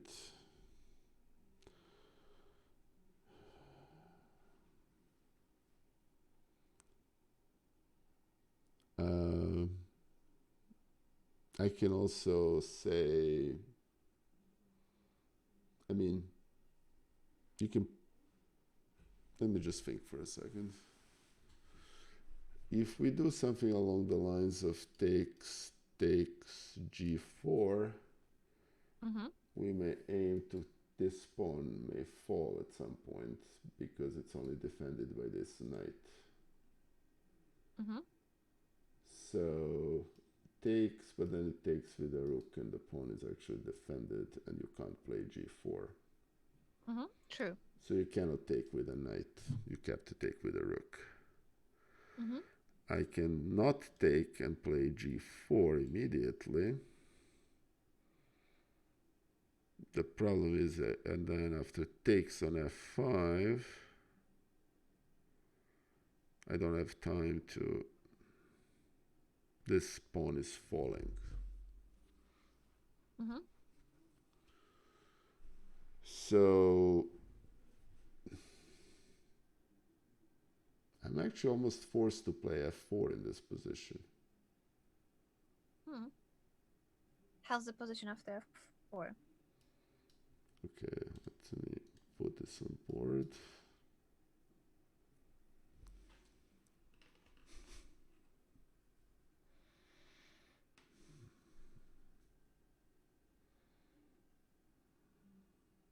Hey Miaris, I actually have never played a FIDE rated game in my life. I've only played 3 USCF rated games and started with an 800, and I'm technically 1600. My strength is probably somewhere in the 1900 range. So I think you're at least 2000 in strength, but it's always that tricky you're, with ratings and time controls. yeah, you're very kind. I mean, my lichess, I play long time things on lichess, and it's 2175 on lichess, which is probably something like 2000 chess.com for what's interested. Oh, Anna, you didn't tell us that your course is on sale this week. Yes, during the event, during the Chessable Masters, it is on sale again. Thank you, Hob Believer, for the All right, kind hold on. reminder. There's so much going on at the event that I All right, myself sometimes forget. So thank you for being my manager and bringing it up. sure. Thanks for that. Yeah, Miaras, this is my Lichess nickname. It's my first and last name with an underscore. Yeah, So your conclusion is that you don't like f takes e4 for black because it opens up the e file, exposes the e6 pawn to more attacks through the semi-open file. correct. What about f4? You were calculating f4 a little bit. Well, f4 is the only way that prevents immediate nastiness. Uh-huh. How would you react to f4 as white? Good question. If I take, I am rid of a passed pawn, but all of a sudden I have this f file for the rook. Mm-hmm. I'm probably just playing g4. g4. How do Yeah, you see that pawn structure? Will that pawn become that pawn, vulnerable for white? no, that pawn will be g4. that pawn will be immediately vulnerable. Mm-hmm. But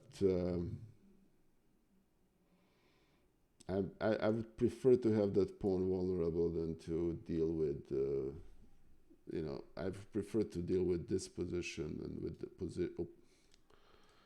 position in which takes and then something like rook f4. Mm-hmm. Yeah, I think your reasoning is the correct one here because once we open the f file, black does have again counterplay. This position is not a static positional advantage where we can just No, keep sitting on our slight advantage. Every move counts and every move is crucial. One inaccuracy and black gets the ball back and even can start playing for the initiative. So you're very right that by opening up the f file, we are now giving chances to black that we don't really want to. We don't want black to have an active counterplay. So g4 is the best move, closes the king side.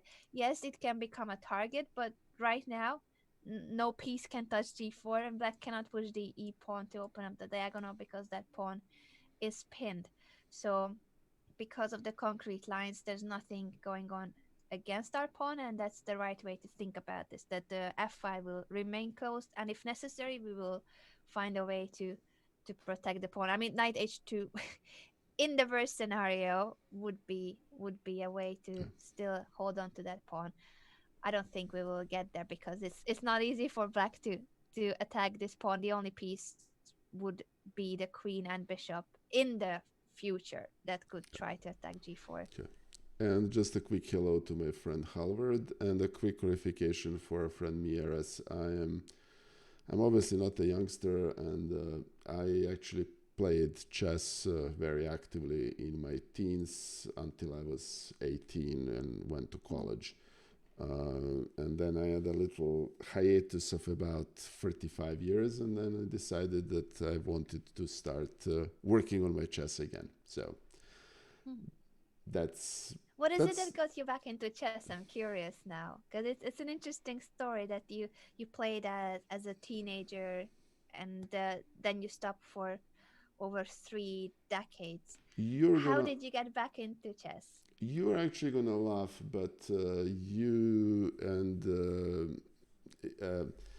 Sopiko had all these very interesting YouTube videos about chess, and that's actually how that started. Then Miss you Strategy, Miss Tactics got Miss you back Strategy and into the chess. Taxes, and then Alexandra started streaming, and then the first game I played again on Twitch was actually bit hand and brain against you and Alexandra. Whoa. I'm So I'm so it's all your I'm fault, Anna. honored now So it's all your fault. if we managed to get back into your chess And uh, career, into your chess journey. That yeah, I it's I true. honestly asked the question just without having a clue on how Nikola got back into chess. So don't think this was a cue for Nikola to praise No. Sopik or me, Alex. This was just honestly, I had no idea, and I'm really honored if we had any impact on you coming back to chess. Yeah. Yeah, that's basically how it happened, and then I rediscovered the game, started playing OTB a little bit, and then started playing online, and there we go. Oh, Hedgehog, yeah, it's good to see you. So Anna, it's you already have revived two chess careers, not just mine. Hedgehog is basically had the same thing, so there you go. But we are honored. I'm gonna tell Sopika about that for Please sure. do. And thank you so much for the kind words. Thank you for that. All this analysis is the correct one with why e4 is a strong move for white. After f4, white should keep the king side close with g4. So these are I think the strongest. We can look briefly at the position, which is really scary for black when the file opens up and this pawn becomes this exposed. May not be that terrible for black because black has two rooks to try to hold on to that pawn. So even if we double on the e5, we have all three heavy pieces attacking e6. Black can bring both rooks and the queen to the defense. So there's no forced win, no forced line that gives advantage to white, but it still is much more pleasant to play this as white. I think everyone can see that. But we do need to make sure that we don't give black unnecessary chances, for instance, a discovered attack.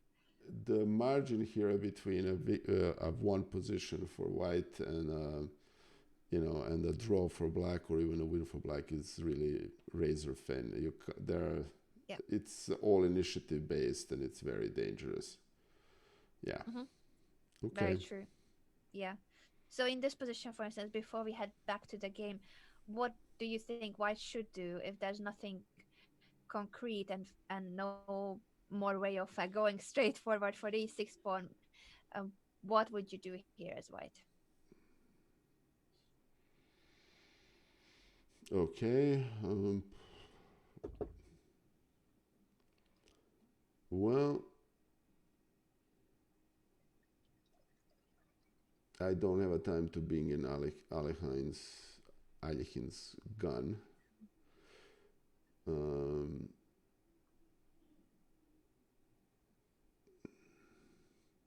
C5 is still dangerous. Hmm? A good question, actually. This is. I really wouldn't like to have this position in a bullet game. It's way too dynamic, or even with the low time on the clock. Um,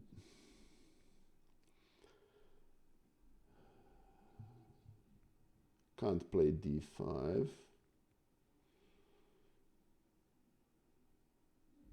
because c5 is then actually it's not a killer move because I can take with on e6 with a rook. It's dangerous. Um, but here is the thing: c5 is actually not a viable. No, it is a viable threat because you can take it with a bishop. Hmm. You were thinking c5 d5. Yeah, I can't do that. Um, all right. I can actually play queen 8. No, that releases the pin. Hmm. Um, hmm. Hey, just Melissa, it's good to see you.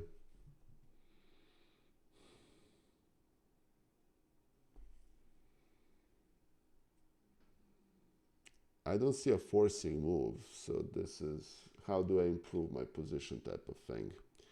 Okay. Yeah, there's no forcing move. It's just simply how to deal with this position if we need to look after that c5 push or not. Is this a threat? Do we do anything about that idea of black? Well, I can't play queen a3 because, black can play bishop a8 and I have nothing. Mm-hmm. And then if I play knight c4, black plays c5, and then it gets messy rather quickly. Mm-hmm.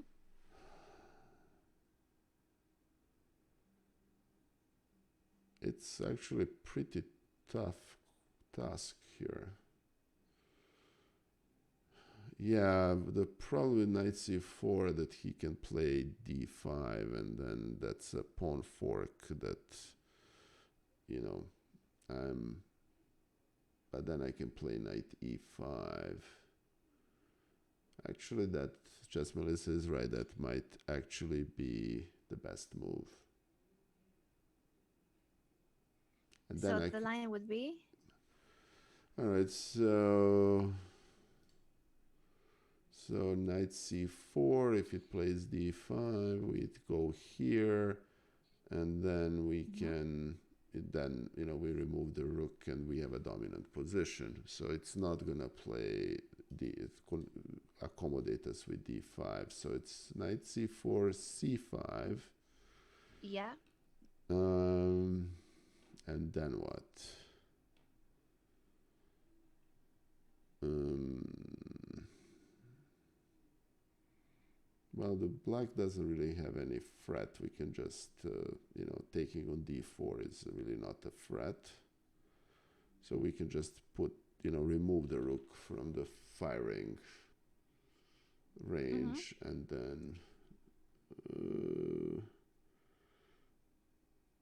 then we can take on d4 here after if he takes cd4 and so on and so forth. Um, all right, so let me think for a second. After c5, what's the best move? Let's say we move it just for sake of calculation here. Mm-hmm. Black takes, and actually 2 is better because that gives us an option not to take the pawn immediately. Mm-hmm. But then we can actually take the pawn here, and then we have 2 very strong knights, double the rooks, and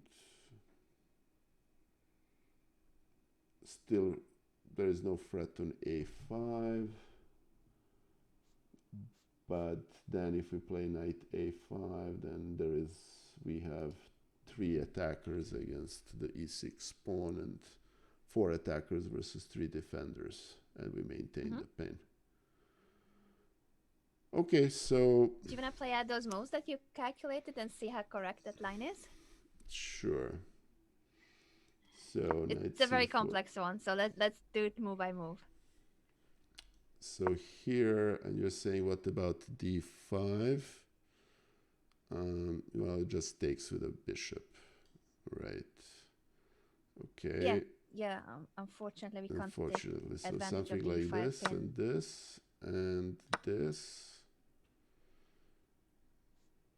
and that's you know uh, e5 is bought as gambit. d5 we can threaten here. d5, knight e5, and we are actually in very good shape. Mm-hmm. Am I missing something? I don't know. How do you at this position? What do you think of this? Um, It's very complex, so I'm relying mainly on your intuition, and if you would prefer to play this with the white or black pieces. well, these knights cannot be any better placed, sort of mating the black king. Mm-hmm. Um, for all intents and purposes, this thing is still pinned. Mm-hmm. True. Uh, I have an option of playing knight e5, and then I have 4 attackers, and this pawn is gonna fall. Mm-hmm. Uh, I mean, this looks to me like white is winning.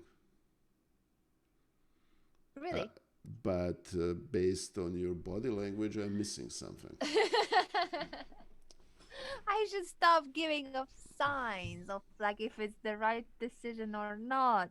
I'm just gonna make a few more moves for black and let's see how the game, because it's not easy to assess any of these positions. Like I'm not expecting anybody to know a Sure. clear cut evaluation. They are very complex.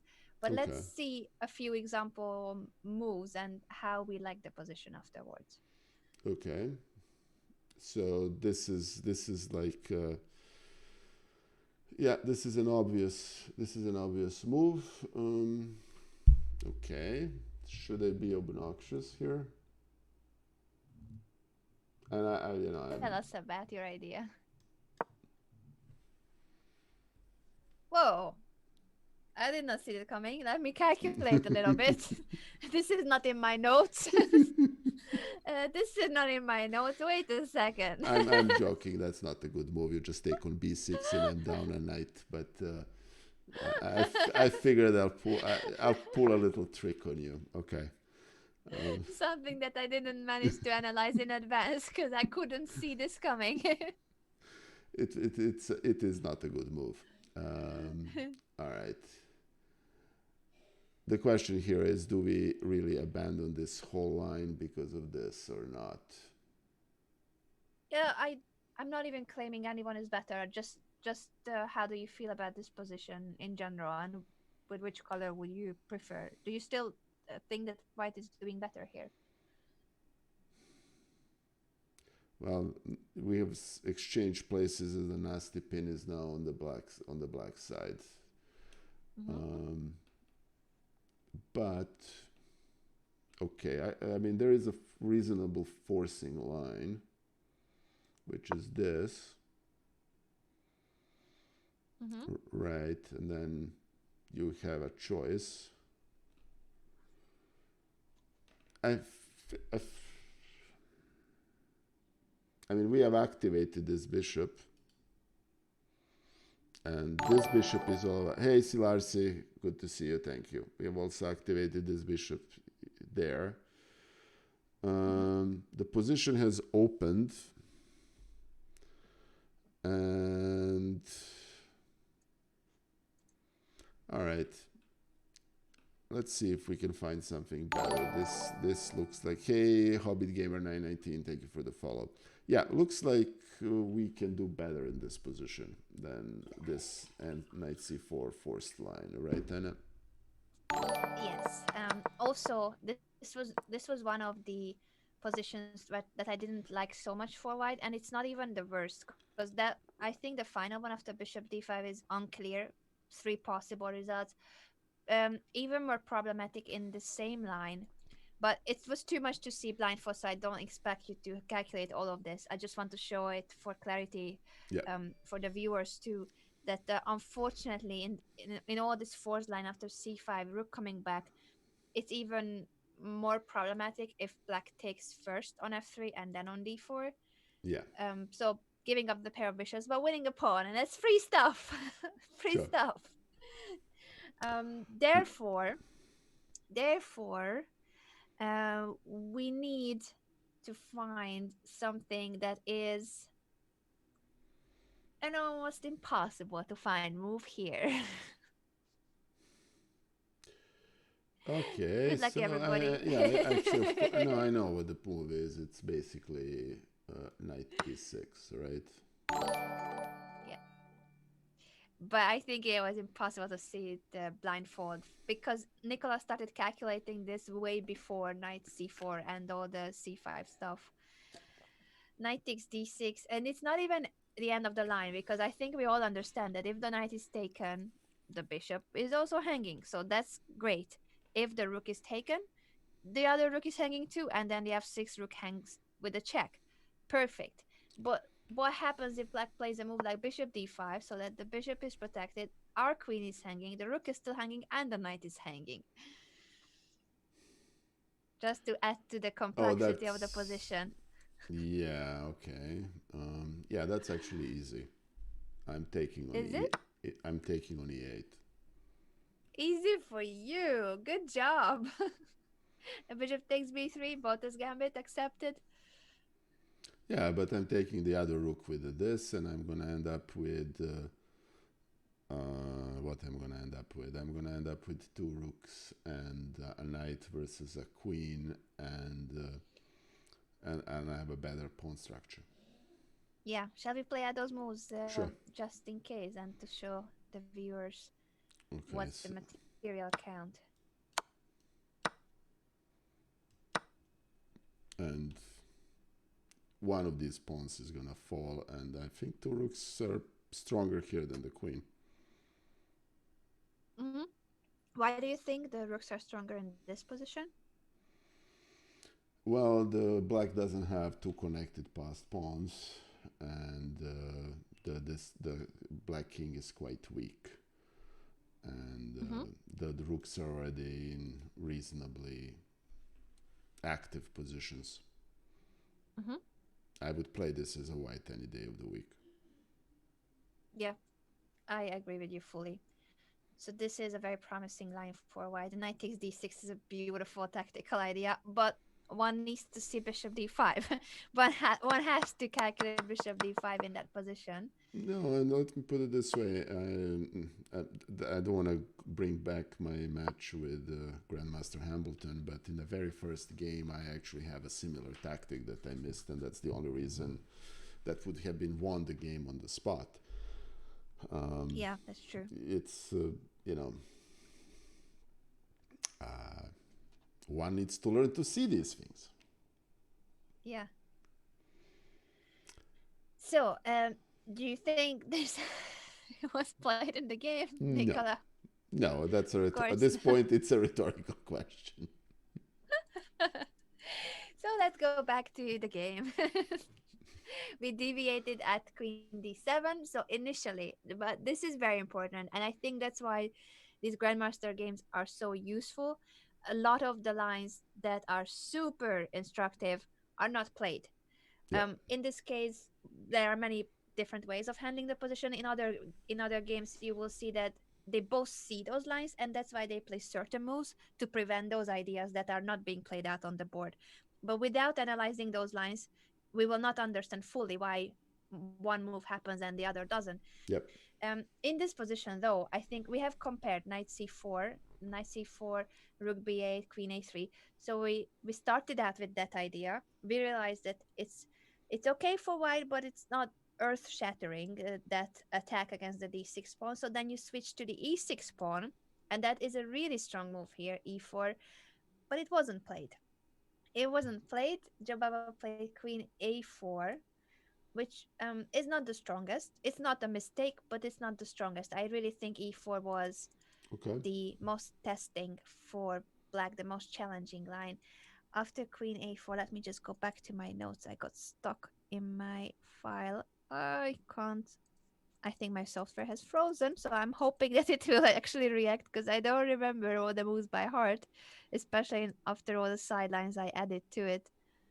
Um, Oh man, I'm using my old laptop and it's giving me troubles, but I would not be able to use my new laptop for the broadcast because the fan is too loud. So I had these two choices: will I use my old one, which struggles sometimes, or the new one, which is too loud? The move after queen a4 was rook f7 by black. I think it's a logical move yeah, because queen a4 was preventing c5. Now black protects the queen, renewing the threat of c5 if possible. It's interesting though that those c5 ideas were stronger once the knight was on c4 because the knight on c4, as strong as it looks, was also closing the c5 from the rook. So we are keeping an eye on that c5 square. Still not that simple, of course, because c5 can come at any point. I think every move we have to calculate c5 because if black opens up the position and the bishops will be active, then the b2 pawn will be hanging too, and lots of things to take into account. So it's not that simple to say the c5 square is under our control, so no one can push c5. It's not that easy of a position, unfortunately. But now, after rook f7, it's Nicola's turn to make a move. So over to you, Nicola. And first, your intuition move, then you can calculate more or think more. not necessarily calculation, but analyze more. Okay, so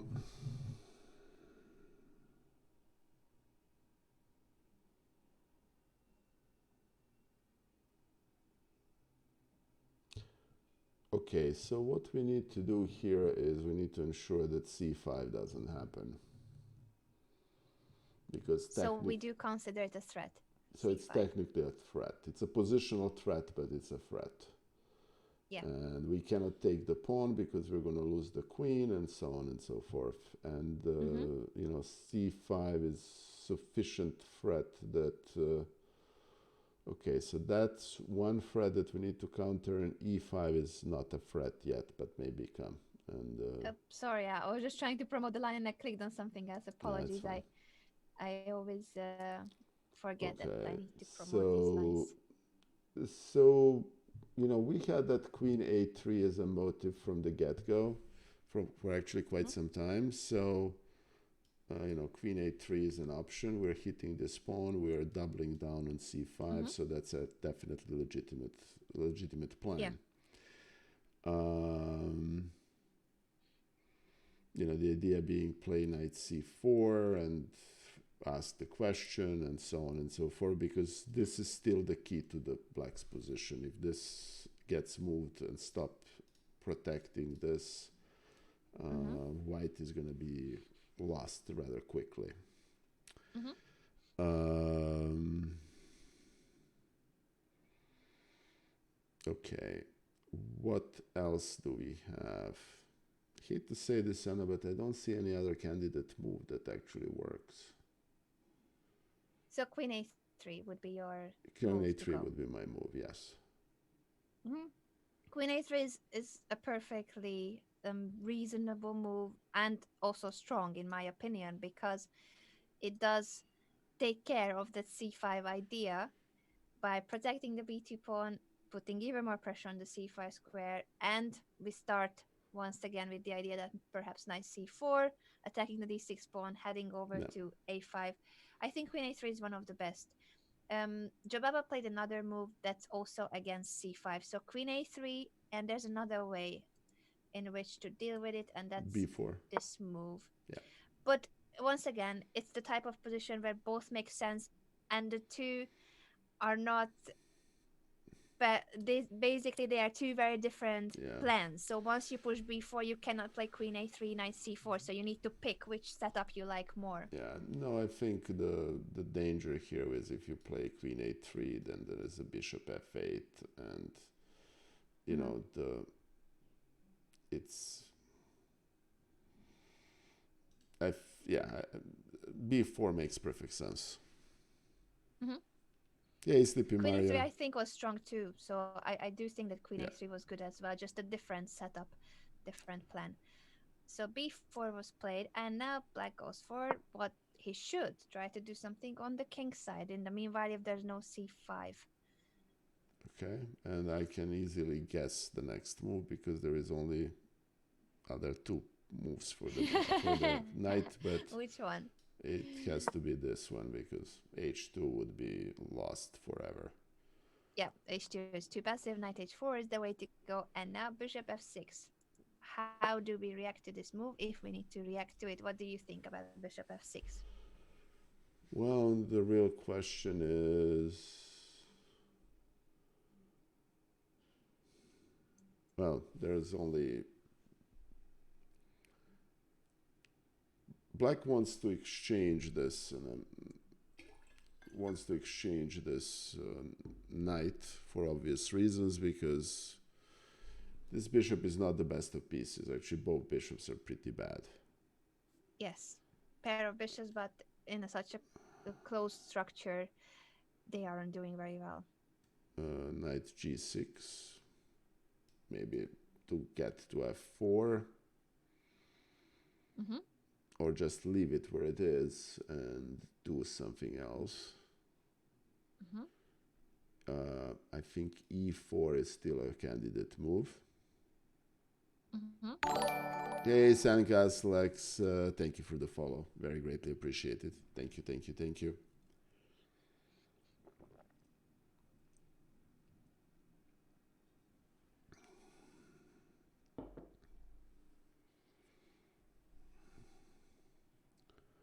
I think if I am, I don't want this knight to disappear. I'm probably gonna Hmm. try to play knight g6.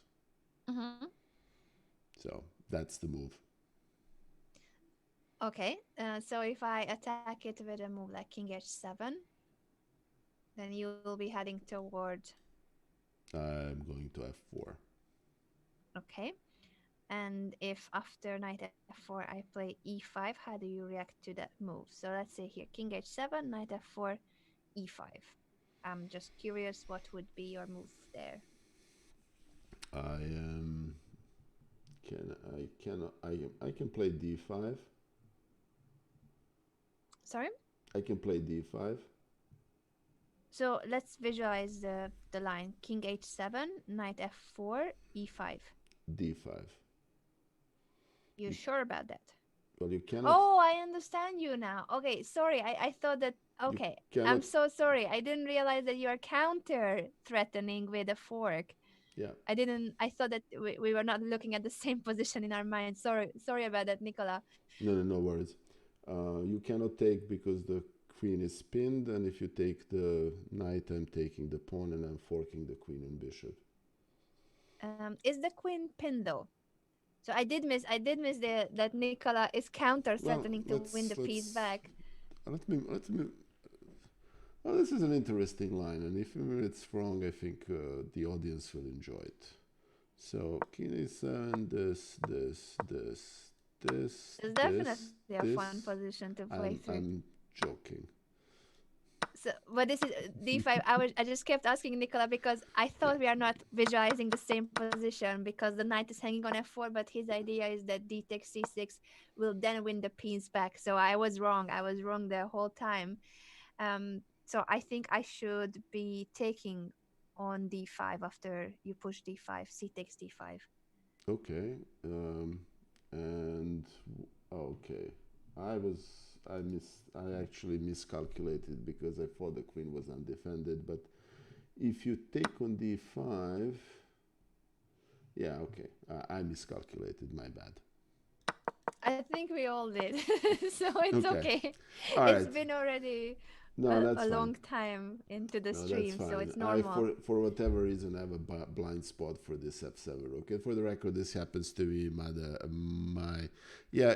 Queen e8 Mieres actually is very nice and doesn't win because you can take the bishop and promote to get another queen, but taking on Mm. d5 the queen is actually defended.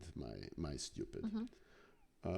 Okay, so King h7, knight f4, e5. Because I'm still curious about that line. Just because you can't play d5, I don't think that that's the end of the world. So all let's right, visualize it one more time. Knight g6, king h7, knight f4, e5. what can I do here? All right, well. I can go to h5, right? How do you like the knight on h5? Not much, for obvious Good. reasons. Why not? It's basically has nowhere to go. Mm, And if yeah. black play moves the bishop and plays king g6, that knight is gone. Hmm. All right, so the problem with taking on e5 that after e5 this knight is all of a sudden under threat. So Hmm. basically it's a double threat. Yeah. So basically the whole ng6 knight f4 plan doesn't work. Let's play those moves out again and see. Okay. Many of the lines that you mentioned are the correct ones. So let's play out those moves for the viewers as well. Knight g6, king h7, knight f4, e5. So here Nikola said that knight h5, which is a very straightforward move. Problem with it, if the bishop goes away, our knight on h5 is trapped Yeah. and will probably be lost Yeah. next move. That's yeah. So That's not a very. Hey, Dr. Bones 03. Thank you for the follow. Okay, so that doesn't work. Um, Do I have another option? No, I don't. So we were also talking about d takes e5, but in that case, black takes back on e5 with the Uh, pawn, and both knights are hanging. both. Oh, sorry. Both. This knight is hanging and this knight is hanging, so it's not. Mm-hmm. Yeah. Well, but let me see something. So system of elimination. So What we can I do cannot. here? So here we cannot take on e5. We can play knight e2, Yeah. and How do you like that's that position? that's actually perfectly okay for white Mm-hmm. because we have an Yeah. outpost here. We have an outpost potential here.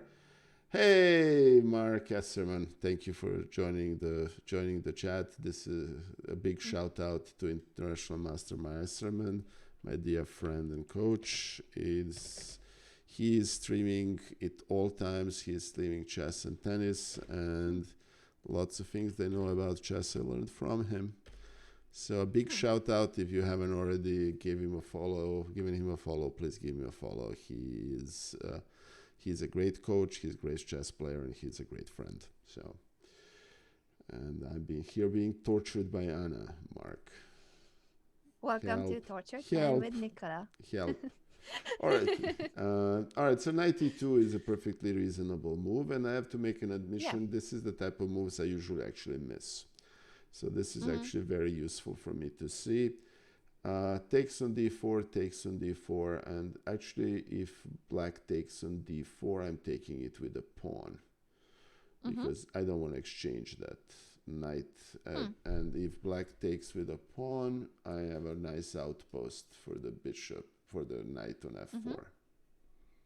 Very good. Okay. Why do you think these moves are difficult to find? Because they are. But now let's try to see why this whole knight g6, knight f4, knight e2 um is not that easy to even decide that it makes sense to go for it as white. Well, the position is getting close to being opened. These Mm-hmm. two knights went from being rather active to being somewhat passive.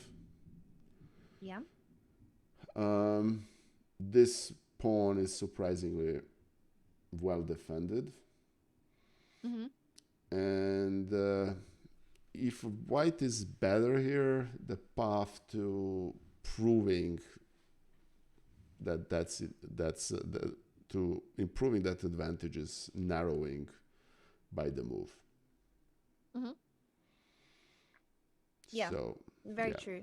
There's still a really complex position, but because of the knight jump, knight g6, knight f4, knight e2, we have brought this knight back into the game from h4, which was Yeah. an okay square for like in terms of still it was better than h2, but it was not ideal. So we have managed to improve the knight somewhat. It's still not ideal, as you said, but it does have potential. As Nicola was pointing out, if there will be a trade, the f4 square is an outpost for the knight, and the other knight can still hop to c4, a5. Those are all potential ideas. While black doesn't have any further straightforward attack anymore. It looks it looks like black has the initiative when you see moves like, oh, the knight has to go from g6 and e5 comes with a tempo, and it's very easy to start believing something has gone wrong for white because those moves came with a tempo. But in reality, after knight e2, black doesn't have a, a direct follow up, and since he can't push f4, since trading here is not really good, pushing is not really good, um, this is still a better position for white. Not an easy one, but better. Yeah, I agree. It's difficult. Keep in mind this knight got chased from here to here to here to here. It's Yes. uh, it's a lot of knight jumps, Hmm. and It is. black divested itself from one potential pin, as Worship actually pointed out in chat, queen c2, and this pawn is now pinned, Hmm. Yeah. which is actually Yeah. quite useful. It's true that those pawn pushes have their pros and cons, as we mentioned. Every move has, and now that is a new target. Indeed, Yep. very good job. So this would have been a better position for white. What Jobaba played also makes sense. Um, but I agree with you when you said that after bishop f6, you don't really want to give up the knight. I personally would have also wanted to go for knight g6, knight f4 because I really do want to keep the knights on the board. He wasn't that afraid of the knight disappearing as long as it's this bishop that will be given up. He doesn't want to trade the b7 bishop, but Yep. he's okay trading the dark squared bishop of black, which makes sense because that's the better bishop here, and that will also weaken the black king if that bishop is gone. And what's interesting about this is that the position is slowly losing its dynamism. It's starting to become more and more static. In other Yeah. words, this is now almost statically weak pawn, and this is Mm-hmm. a standard pawn chain with a Yeah. displaced base. Yeah. Mm-hmm. Okay. Very true. Queen b3 happened, going back to the initial. We already had the queen on b3, but the pawn was on b2, so there has been some progress made, Yep. even if it's slow. But these are the positions that require slow but steady minor improvements in the position. King h7 steps out of the a2 g8 diagonal, and Okay. now it's once again Nicola's turn to think. And all the viewers, obviously. Like whenever I say Nikola, I expect everybody to start working too, because this is torture time for everybody, Okay. not only Nikola. So instead of knight Obvious. g6, he played queen b3. Yes, he did. And All the right. short didn't take on h4. Yep. Understood. All right. So basically, this pawn is still. This pawn is now can't even be attacked. Period. I don't. Apart from knight c4, that's the only piece. Yeah. The question here is, can we get any play on the c file? Mm-hmm. Is e4 a potential threat? Mm-hmm. Maybe not. Um, but that's something that's worth looking into. There is this potential move, and this knight on c3 can go, or that's knight on d2 can go to c4, but it's not immediately obvious where it go apart from going to a5, which actually may not Mm-hmm. be a bad idea because it threatens this and will displace this bishop. Mm-hmm. Um,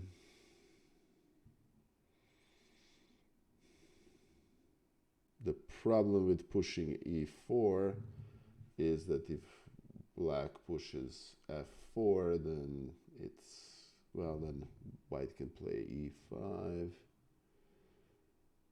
Mm-hmm.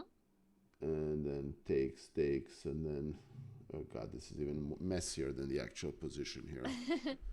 Can you play out those moves just for also for clarity for the viewers as Sure. well? It is really a complex position. So e4, f4, e5. um, what happens here if black takes?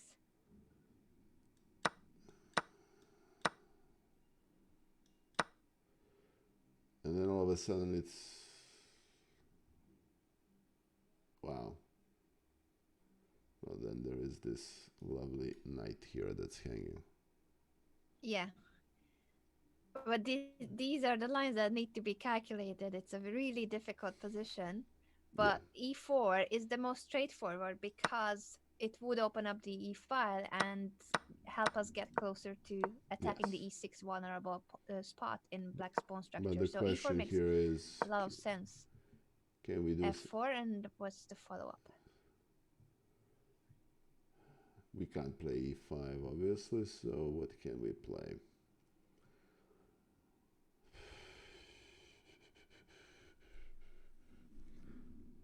Well, nothing forces us to play to push f5 immediately. We can do this.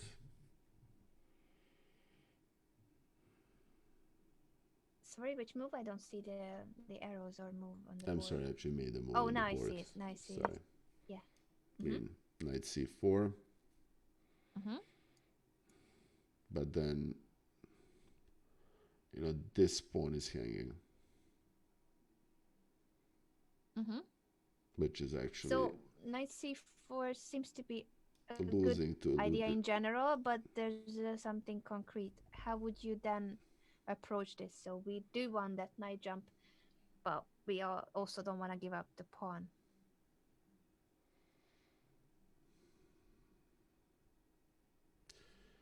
Well, we have this nice resource, Which is meaning queen d3. nice. Yep. Defends the pawn, but it's not just about being a defensive move, it's a multi-purpose move with a big threat. So e5 would pick up the bishop if black does not react to queen d3. So queen d3 defends the pawn and at the same time creates that threat of the discover check. So black has to react to it, and then we can play knight c4 if we want to. Very good job. This is a complex position, but I think it's white who has the better chances, even though it's easy to make mistakes in these type of positions. It's easy. Yeah, yeah. I would. All I right. mean, this looks more comfortable for white. Mm-hmm. Yeah, I agree that it has cleared that to an extent where it's easier to evaluate the ideas, and that helps white to have a better control in general. So it's not less messy, but still complex. Okay. And needless to say, none of this was played in the game, right? Correct. But I think e4 was the strongest. So once again, we will see a deviation, but because um, e4 wasn't played, so queen b3, king h7, and e4, as tempting as it is, wasn't played. Would be interesting to know if I'm sure that Jobaba calculated it because it's such a straightforward line. Yeah, Would be interesting to know why he didn't play it. yeah, simply spinning. You're exactly right. White can play queen d3 here. So yeah. Yeah. Okay. So instead of e4, he played knight c4. Once again, very logical, heading toward a5. So he Okay. can't be blamed for making not e4 but another also logical plan. Um, it's not a mistake, but I think that e4 was somewhat stronger because it was very straightforward and still a pleasant position for white. Knight to c4, rook a f8 was played by black, and the knight made it to a5. Finally. Yeah, that has been the motive for the past 20 moves.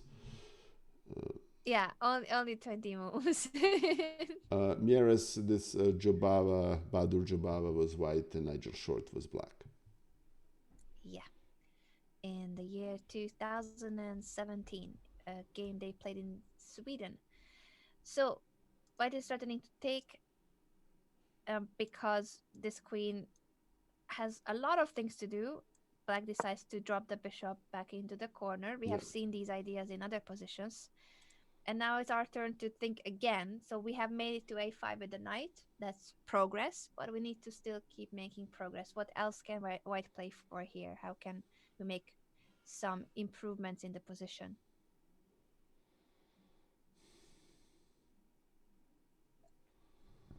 Okay, well, queen c4 is the obvious candidate move. The, Uh-huh. you know, but we're not really threatening this, but it's so that's one option. Actually, stronger move is probably queen a4 because then that way we are not going into. Actually, we are still going into a pin if we do this, so it doesn't make much of a difference. Um, e4 is, now that the knight is on a5, is not as strong as it was. Mm-hmm. Um,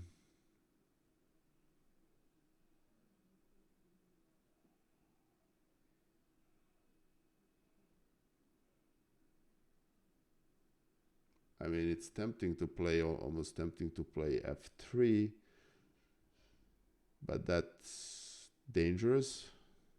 Mm-hmm. Um, can although play some simple move along the lines of playing. Yeah, as Dirk is saying, maybe we can play rook c2, which double protects f2 and threatens to double the rooks on the c file. Mm-hmm. The idea is this pawn is weak and we can try to gang up on it. Mm-hmm. Yeah, all those ideas are perfectly logical and could be the way to go. This position will be once again one of those where there are multiple ways of approaching it, and all of them I think have similar evaluation too in terms of even the engine would assess the ideas about doubling rooks, queen a4, or what happened in the game is similar in a way, but it also adds to it a move that we were discussing in other positions. So white played queen to d3. Okay. Now the queen can still decide to just attack the c6 pawn, but from d3 we are very clearly looking at that pawn push to e4 again. Yeah. And yes, and queen d3 is basically prevents any f4 lines. Also, yep, pinning the f5 pawn, so we can head toward the queen side or push e4. Black played rook g7, and it's Nicola's turn to make a move. I don't think rook g7 was the best, but it's not that simple for black to make moves in this position. Okay. Well, the question here is something. Sorry, Anna. Something tells me that this e4 is gonna end up being played Yes, in the game. It's just really the correct. question of when. Uh-huh. Um, and actually now is not a bad time because if let's assume we play e4, what is the black's response? If Mm-hmm. he would probably need to take the knight because technically white can take twice on f5. Mm-hmm. Um, the e5 is still the threat. This bishop is dominated. Actually, e4 makes sense right about now, I think. Mm-hmm. So, Yep, it's the right moment, and it was played in the game. So we are yay! finally saying the right move in the right moment, and Joe Baba played it too. Life is great. Simple chess. e4, the strongest move, opening up the position in the right moment. And it's so important to understand these dynamic factors because if we just think of the principles, oh, bishops like open positions, then we would never ever want to open the position by having the pair of knights, and it's not true. Like we do need to aim for pawn breaks like this when it helps us get to black's weaknesses, the e6 and c6 pawns and the king. No, and if you look at the dogmatic position, I'm going to very strongly argue that both knights are actually stronger. A pair of knights is stronger than a pair of bishops, and here you have a pair of knights at the edge of the board that are stronger than the pair of bishops. I mean, this is Hammer's worst nightmare. I'm gonna take a Someone will screenshot. need to clip this for We're Hammer. gonna clip it and tease him next time he streams. I mean, seriously. Okay. e4 indeed is a very strong move because of the factors you mentioned. And yes, the knights are stronger here than the pair of bishops. What was the logic between rook g7? Because he was planning on take on e4 here and was worried that a queen is going to take g4 afterwards. Is that the logic? Could be. Yeah, I was thinking too why rook g7, but after e4 he didn't take on e4, so I'm puzzled. It must have been just maybe he didn't. I'm I'm thinking no, I was thinking no, he cannot miss e4 because it's such a straightforward move and rook g7 protects g4. So maybe his initial idea was to take, but no, then e6 is hanging anyway. I'm not quite sure unless it's that this position is so unpleasant that it's not even easy to make a useful move for black. So what else could be a useful move here is the question. Yeah, I'm not sure I have an answer, to be frank with you. I mean, Yeah. I feel like in every position that I analyze, if black manages to play c5 to free the position and the bishop to make it an here, active piece, then it's great. But it usually just ends up being a pawn sacrifice, and it may not be enough compensation. yeah, no, he's, I mean, subtract the rook of c1 and, and the c5 is Yeah, actually a killer move in this position. yeah, yeah. Because white is so much taking care of the c5 square, the Yeah, two pawns and the rook. I think it just looks a bit desperate to go for c5 when white has done everything to prevent it, but maybe still makes sense sometimes to give up that pawn and then play bishop e4. I honestly don't know. I would definitely be very, very uncomfortable playing this with the black pieces because there's no active counterplay, there's no active plan or whatsoever for black here, unless he can play a move like c5.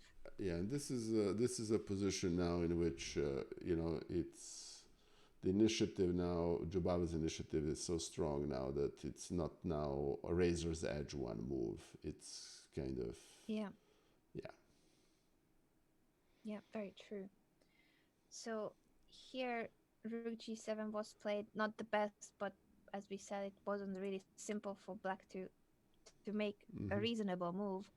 And after e4, del taking is bad enough as everything will be hanging. So black played bishop to g5. Where shall we go with the rook?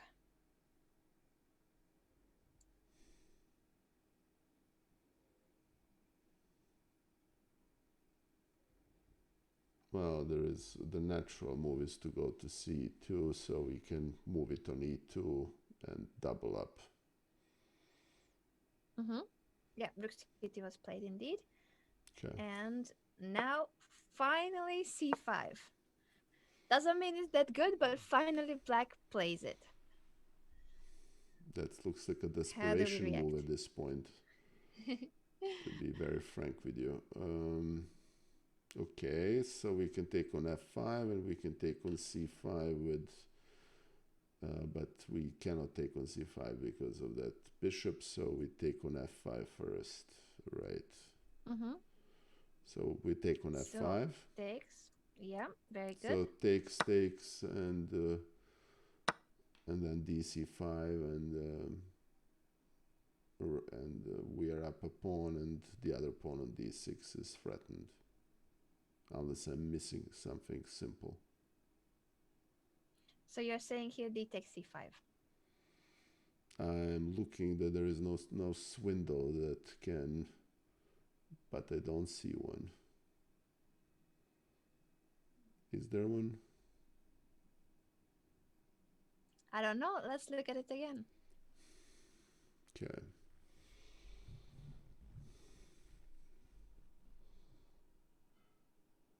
Do you play poker, Anna? No, and I would be very bad at it. Okay. I should wear a mask so that I don't give off signs whether Nikola says the right moves or not. Because I know I always just Yeah. reveal without saying it, but he can see it on my face whether it's the correct line or not. Like I'm gonna hide myself. as my late mother would say, that's what the bad students always do. Okay. Yeah, the problem with DC5 is that it's probably going to end up still being a winning position, but that you have that annoying bishop e4. I can probably take the rook and still end up with a winning position, Yeah. because I'm going to corral all the possible and impossible pawns for it, and that actually let me look at it just so I am satisfied that I'm not brain dead. Forgive me. You're not brain dead, but that's bishop e4 is black's only chance, indeed. Where is that king going? if it goes here, I'm jumping here and I'm retaking the rook, so it needs to go to g8, which Hmm. point uh, I'm gonna give this check, and I'm gonna take this pawn, and I have like 3 pawns for the exchange. I'm probably even winning that position, but that's not the strongest continuation. Okay.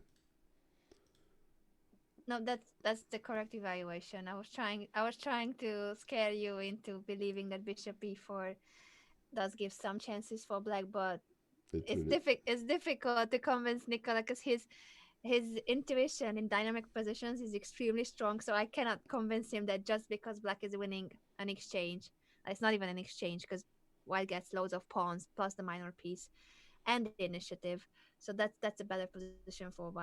Probably decisive advantage. You're right.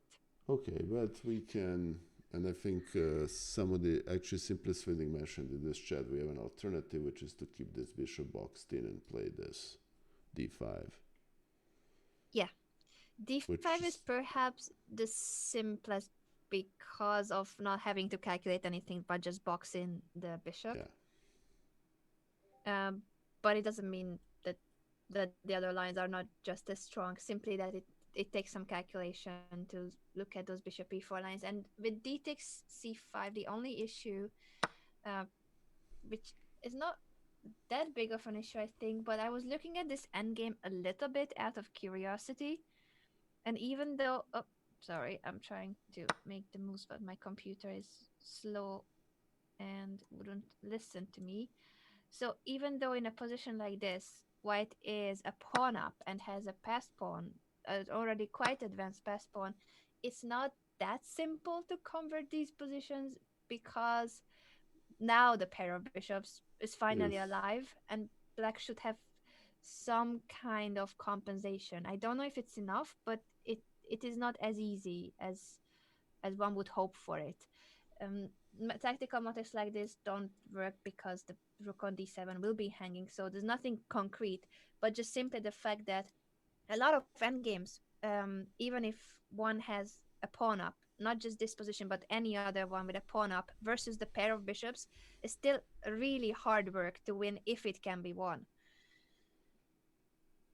I'm just Of course, if the position is open, so like a very close position wouldn't be a question, but in open, semi-open positions, the pair of bishops can fight very well in end games. yeah, And now we will be suffering with the knight on h4 because it's very far from supporting the c5 pass pawn. yeah, this looks like a tricky position to win. It's probably winnable, but it's not immediately obvious. Yeah, I think for this reason, so it's everything that you mentioned with bishop e4 is I think correct. That the only reason is that why d takes c5 is not that strong is I think this endgame. Jobaba went for b takes c5.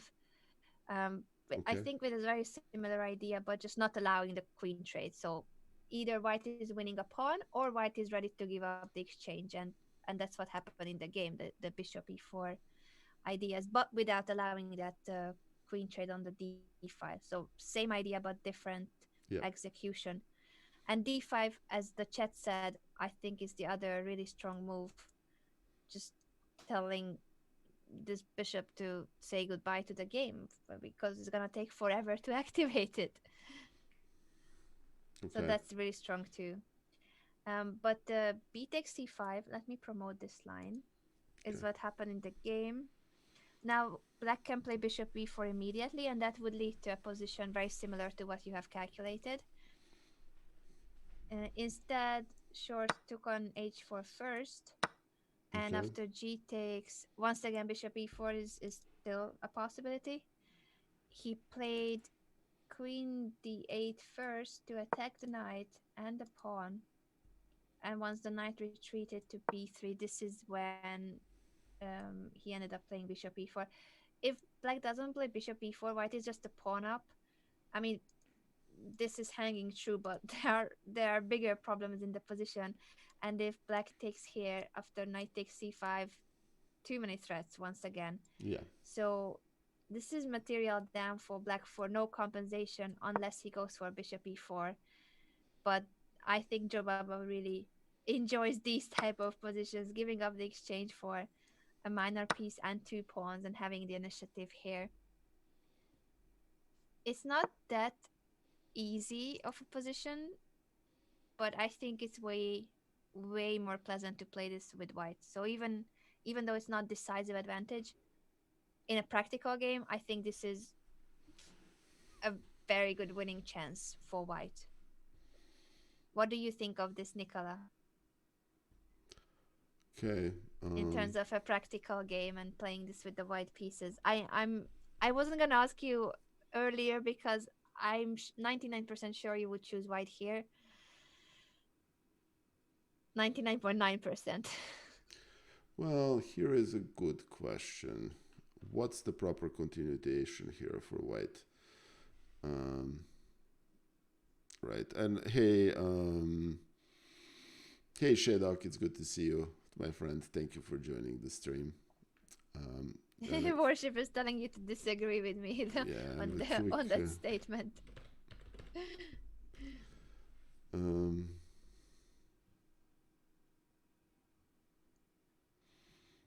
as a practical matter,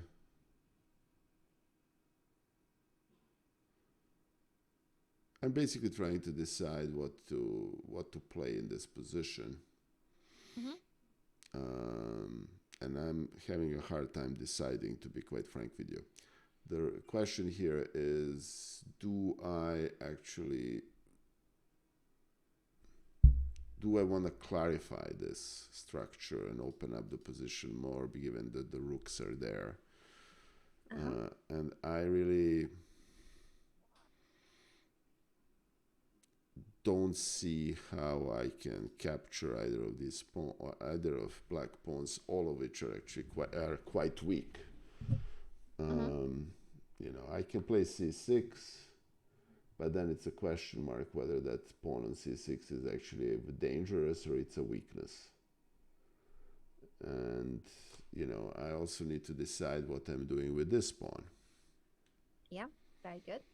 Um, so this is not after playing all these tactics and what was in a sense a dominating position.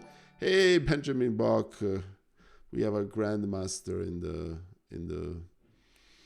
the chat. Thank you for joining us. No pressure on you at all, Yeah, Nicola. Just ignores 2600 thank grandmasters yeah. who train with Anish. Hi, Benjamin. How are you? Anish was showing off with how he managed to finally beat Benjamin in a mini match on Benjamin's stream. So thank you, Benjamin, for training Anish so well for the Chessable Masters. Hey, Benjamin, let's get to give Benjamin a diamond. So Anna, the question here is: I'm white and I'm trying to win this. And Yes. obviously, the question here is: what do I do with the pawn on h4, and what do I do with this D pawns and C pawns conglomerate? And Mm-hmm. because this black can have a counterplay in the New York minute here.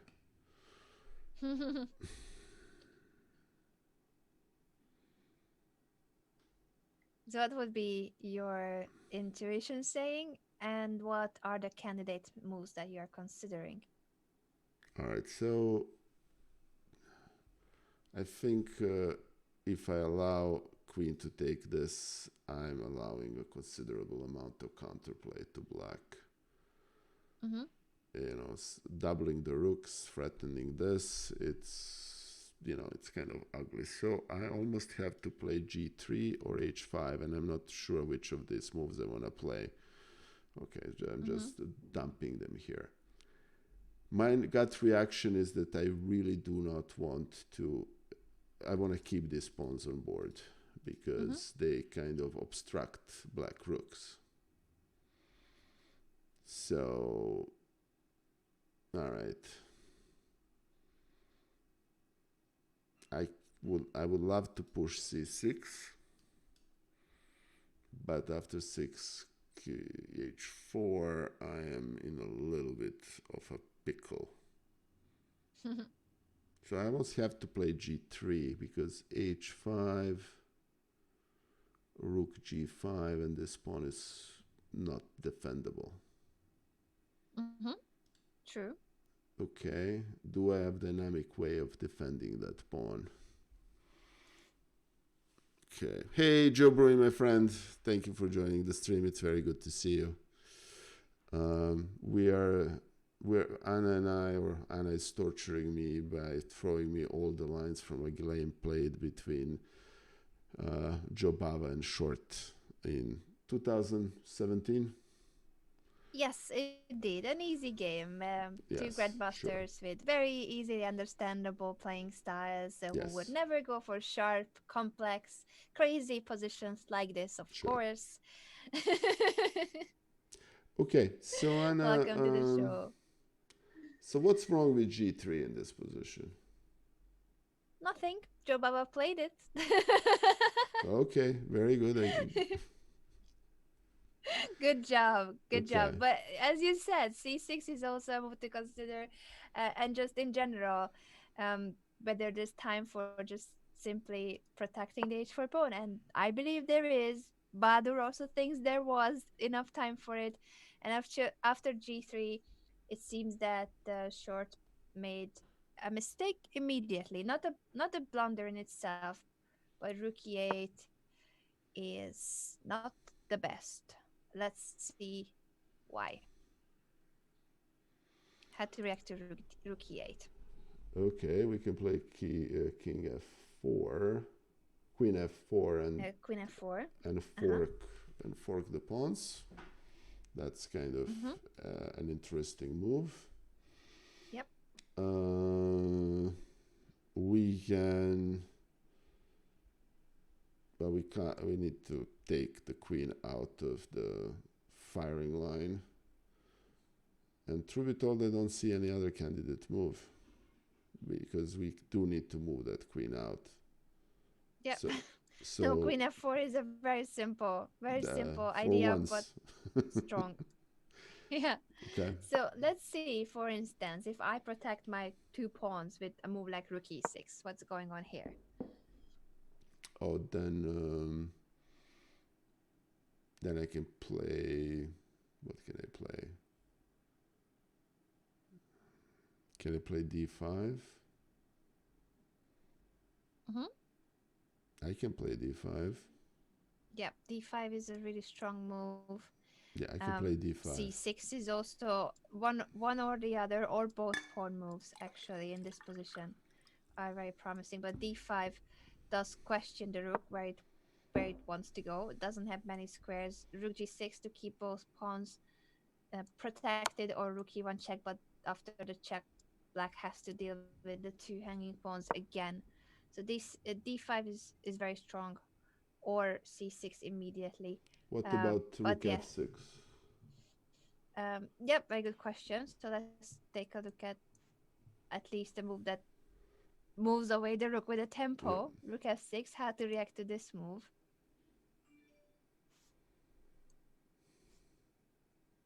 Well, I can play queen d4, and then there is a potential pinel somewhere along the line. And if he takes on Yeah, c5, I take with a knight, and that's probably bad rather quickly. yeah. Now that will make white's position be a decisive advantage. Well, it's already decisive advantage, but like Yeah, when we see that black can resign in a few moves, basically. Once the knight joins the attack, white will be winning material yeah. with the knight on e6.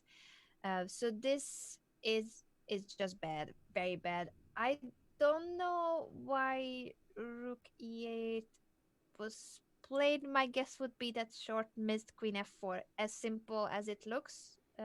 Sure. Sometimes even super grandmasters miss easy moves like this because queen f4 is very simple and very efficient. So after queen f4, I think white has a really strong position, very nice advantage. We can take a look at the game a little bit, but I was just gonna highlight that here, even though white is better, I think after g3, it shouldn't be a position that's collapsing immediately for black, so to say. Maybe a move like queen e7. So the file is the right one, but he couldn't move away the f rook, neither the g rook. So those were unfortunately not ideal for black. I don't know if this helps much, but it's an attempt, and not minding too much if white takes, because then we'll try to win that pawn back by doubling rooks against that d6 pawn. um Yeah. these are just some thoughts on what perhaps was an attempt to survive, because I really think that after rook e8 queen f4, this position is a pain, Yeah. even more than before. So it just goes downhill from here. Black took on c5. How would you take back, Nicola? Good question. Well, if I take with if I take with a pawn, I'm gonna lose my rook. So it's kind of, I don't know. You know Yep, it's there's still a it's chance to make mistakes. sure, no, it's yeah. So basically, I need to take with a knight. I can also take with a rook, Knight right? or rook? Which one would you choose? Well, if I take a rook, well, here is. Let me think for a second.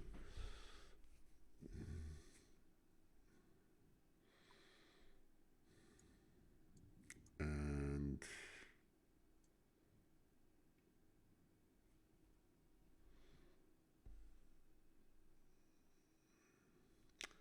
all right, so basically, I cannot take with a pawn because I'm going to lose the rook very, True. very quickly. So that's an obvious answer.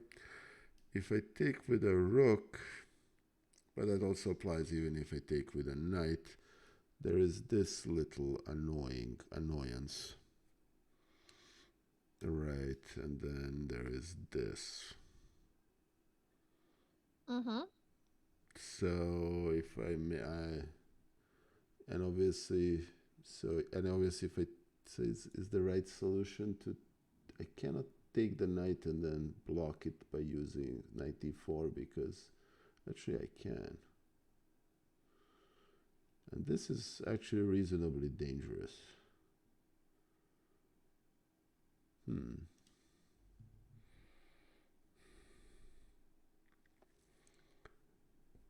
But if I take with a rook, then I can push d5.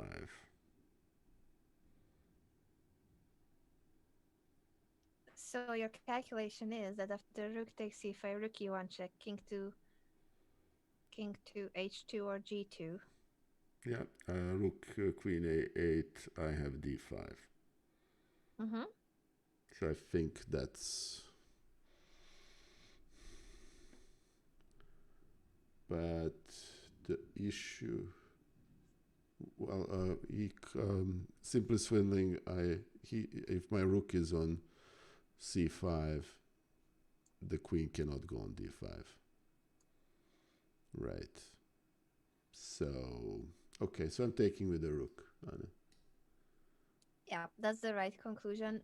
Every other move is not just bad, but losing moves. Yeah. So it just goes to show. Maybe in that sense, rook e8 is a good practical move, because it does give a chance for the Yeah. opponent to make mistake, and it's not completely winning after rook takes c5 either. So white is better, but it's not a decisive advantage. And at the same time, rook e1, queen a8 is an active plan for black. But rook takes c5 deals with all those mate ideas. Let's just show on the board why knight takes c5 was not really achieving the same. Would you like to show that Sure. mating net? Yeah. Because it's this, and then this, and then this. And the only way to defend is this, but then, um, I would want to play this position as white. No, this isn't ideal anymore. No, this is a lost, very easily lost position for white. And for the record, I've been known to make blunders of that kind. Yeah. All right, so basically, this is the only move. Yeah, we gotta take with the rook, but that's good enough.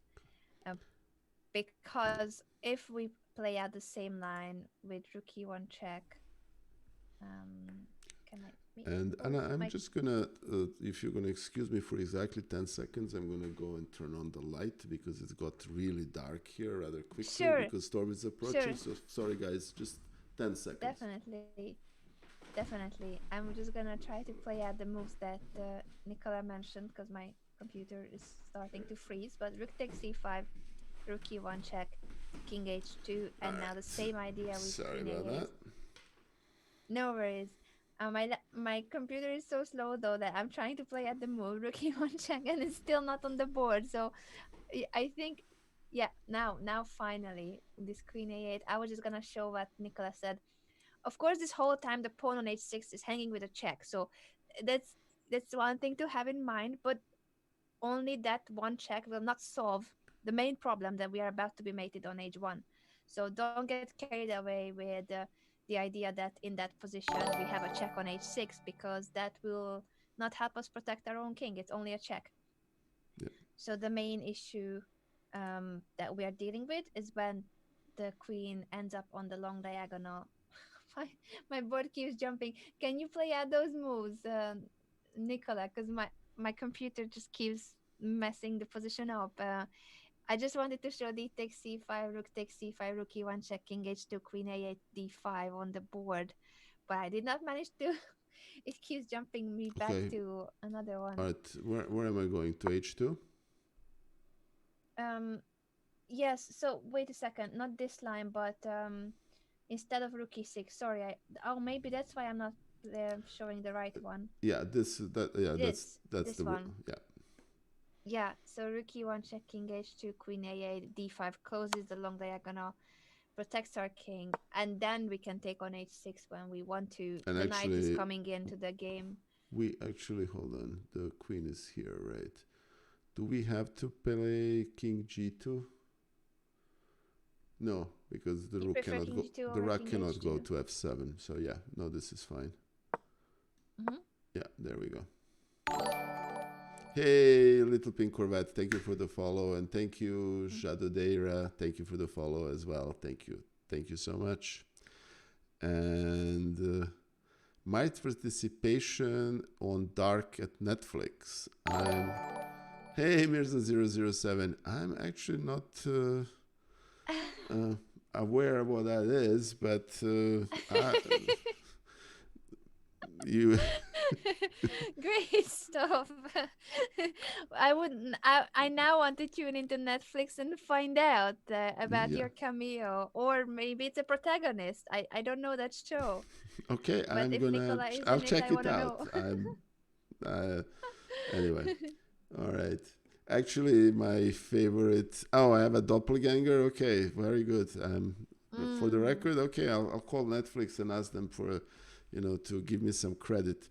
Actually, my favorite comparison was by Tommy Shelby, a legend of Chessbrad Channel, who basically said that I looked like a understimulated billionaire who robs museums for kicks. So Wow, anyway, so all right, so that's quite a way to put it. But I haven't seen any doppelgangers of Nicholas. So if anyone wants to send me pictures of that character in a Netflix show, or how the character that Nicola has just described by Tommy would look like. I mean, I'm yeah, imagining someone just like Nicola, but you yeah. need to have imagination for saying what I'll Tommy take a look, said. but thank you. Anyway, yes, um, worship. That sounds like Tommy. Absolutely, Tommy is a legend, and he does stuff of that kind. And anyway, so and he is an all-star gentleman. So all right, so d5. Interesting thing is that all of a sudden, after all this said and done, there is a modicum of counterplay by black here. yeah, yeah, it's true. Miracle of Maybe miracles. I underestimated Rookie 8 because it did create this position. Only problem for black that after you found Rook C5 and D5, now it's pretty much over the counterplay because the pieces are not collaborating. All these three heavy pieces doing their own business. The king is weak. Queen h6 check is still a big threat, and our knight is coming into the game after the pawn has been pushed to d5. Finally, knight d4, knight e6, or knight f5 are coming. Those Yep. ideas. So And this is, I think, pretty much game over here. yeah, these two lovely pawns are actually kind of blocking counterplay. Nice. Yeah. Um, in the game, they ended up playing an endgame. It wasn't exactly this line that I will send it to you, but I think the rest of the game is not that important in a sense that it was about the middle game part and these ideas that I wanted you to work on, especially before we got into this position when you had to decide whether to go for the knight maneuvers, when to play e4, how to react to black's pawn pushes. So those were the main details in this game. But I'd like you to take a look at the game again, Nicola, and highlight what you thought was the most instructive or some of the Sure. most instructive parts. Okay. I'm gonna go to the big. Oh. All right. So opening is interesting to say the least. You know, this grabbing the bishop pair is actually very interesting, given that in the end, pair of knights proved to be stronger than a pair of bishops. Mm-hmm. I think that we looked at the candidate moves here, and we wanted to actually before d6 was played, instead of rook e1. I think for me, the major difference between two horse jumps was really very interesting to see, because knight b3 ended up forfeiting a significant part of the advantage, Mm-hmm. while knight c4 was the right move. Mm-hmm. d6 looks ugly, but that pawn ended up holding the whole position. Mm-hmm. And just the tactical motives here with the push, the e4 strike, Mm-hmm. and queen on a3, and then everything else we looked at, that was a very interesting dynamics. Then I think the effortless way in which Jobava strengthened the position and kept shifting threats was fascinating. Mm-hmm. And and I think that sideline that we showed, in which knight ended up on g6, that was before, Mm-hmm. like, instead of Yeah, when bishop here, f6 which was is played. this one. And I have to say that I would like to think that in a longer time control, I would see this maneuver as basically holding everything together. I think that's something that I would probably have missed, or Mm-hmm. went for something more forceful. Mm-hmm. So that was very useful. And you know Jobava kept having the advantage, but that advantage was razor thin until about here. In other words, it was one wrong move away from being in a lost position. Mm-hmm. And, we can, you know, and even here, as I think, as you and I both agreed, the sneakiness of this rook e8. And yeah, and it makes me wonder, is queen f4 really the best move? It probably is, right? Should be the best. Should be the best because if not the rook gets to the e5. I mean the rook is already on the e5. So I I think in the game of the queen f4, I'm just looking at now the moves d takes, rook takes, and after rook takes c5, sure didn't play rook e1 check queen e8 because it's obvious that Jobava Yeah. already prevented that main idea. Um, but yeah, these seem to be the best moves, and Rookie 8 wasn't as good in terms of engine evaluation, but in a practical game, especially if the players are low on time. I'm guessing at the level of Jobava and Short, this still I'm I would say not that difficult for them, but on any other level, and especially if there's time pressure too, White Yeah. could have messed up big time here. Oh yeah, no, I mean this is, this looks innocuous, but all it takes is two moves to be an indefensible mating threat. Yeah, true. Yeah. Okay. Thank you, Anna. This was Well, actually very good job. yeah. Very good Thank you. job. And I wanted to choose a game either from Anton Karabov or Badur Jababa. I started looking at the games of Karabov, but then I realized if I want these type of positions, Jobava is a better call for that. I really like the style of both of them, but Karabov is a more positional player, Yeah. and he doesn't go for this much of madness and craziness and complex positions in this sense, dynamically complex.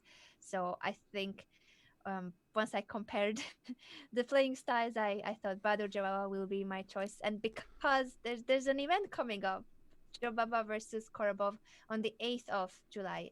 Did I Yes. remember that correctly? On Fiona's channel. I'm really looking forward to Yeah. another fight night. Yeah, and I'm actually gonna see if I can pull up for you guys the actual. Let me see if I can do that without showing things that I don't necessarily want to show. Um, uh, just to illustrate who, you know, I think Fiona picked up the great picture of Jobava for the poster, Hmm. and I haven't seen the poster yet. I'm curious. yeah. So let's see if I can copy this, and let me see if I can actually just dump this into the browser. Let me see here.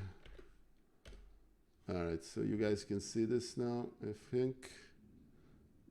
Oh, yeah. I need Okay. to wait for my stream All right, to hold also on. show it.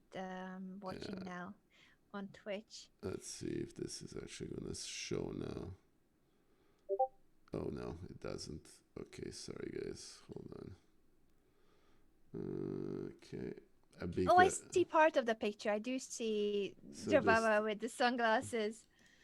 just bear with me for a second. I'll show you the whole thing because I was told by Fiona that this is a perfect example of how that's a fitting picture of Jobava. So and somehow it's a perfect measure of him Mm.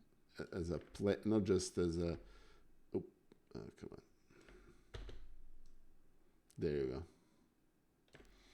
Yeah. So Beautiful. Really excellent choice for the poster. anyway, so this is on the 8th, and you can see where it is. It's at noon on Wednesday. Actually, exactly week from now. It's at noon Eastern time, and promises to be a really good match. It's a match to 16 games.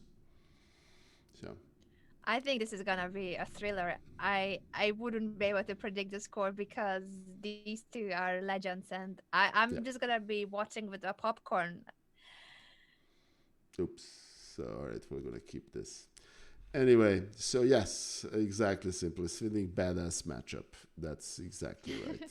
And you have the whole. I think Joe Baba was 3 time. Let me make sure this is yeah. He was 3 time Georgian champion, and Koraba was 3 time Ukrainian champion.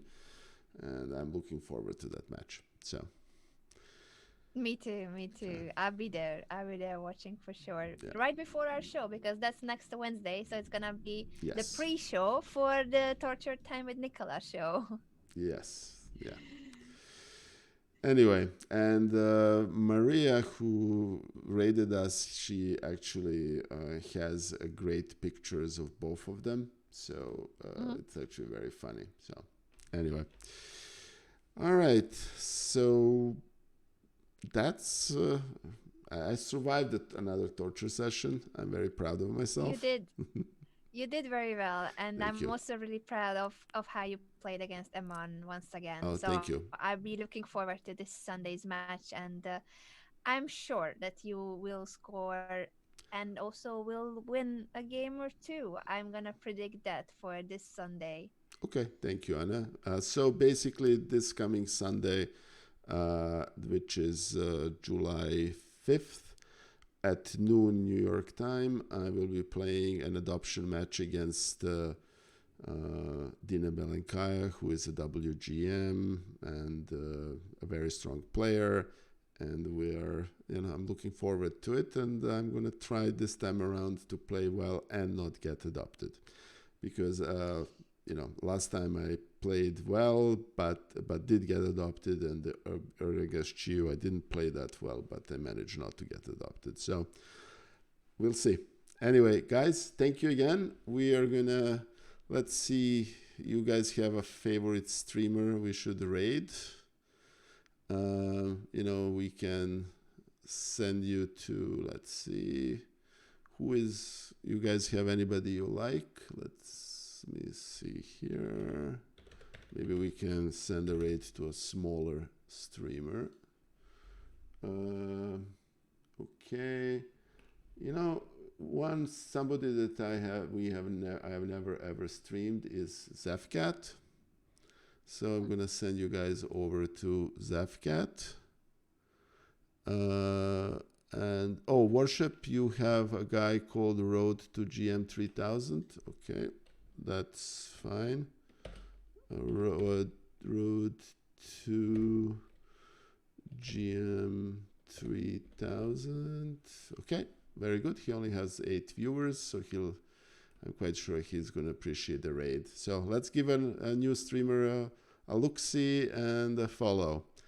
Guys, thank you again. Thank you, Anna. This was always a torture, but a pleasure. And I will see you Sunday at noon Eastern time.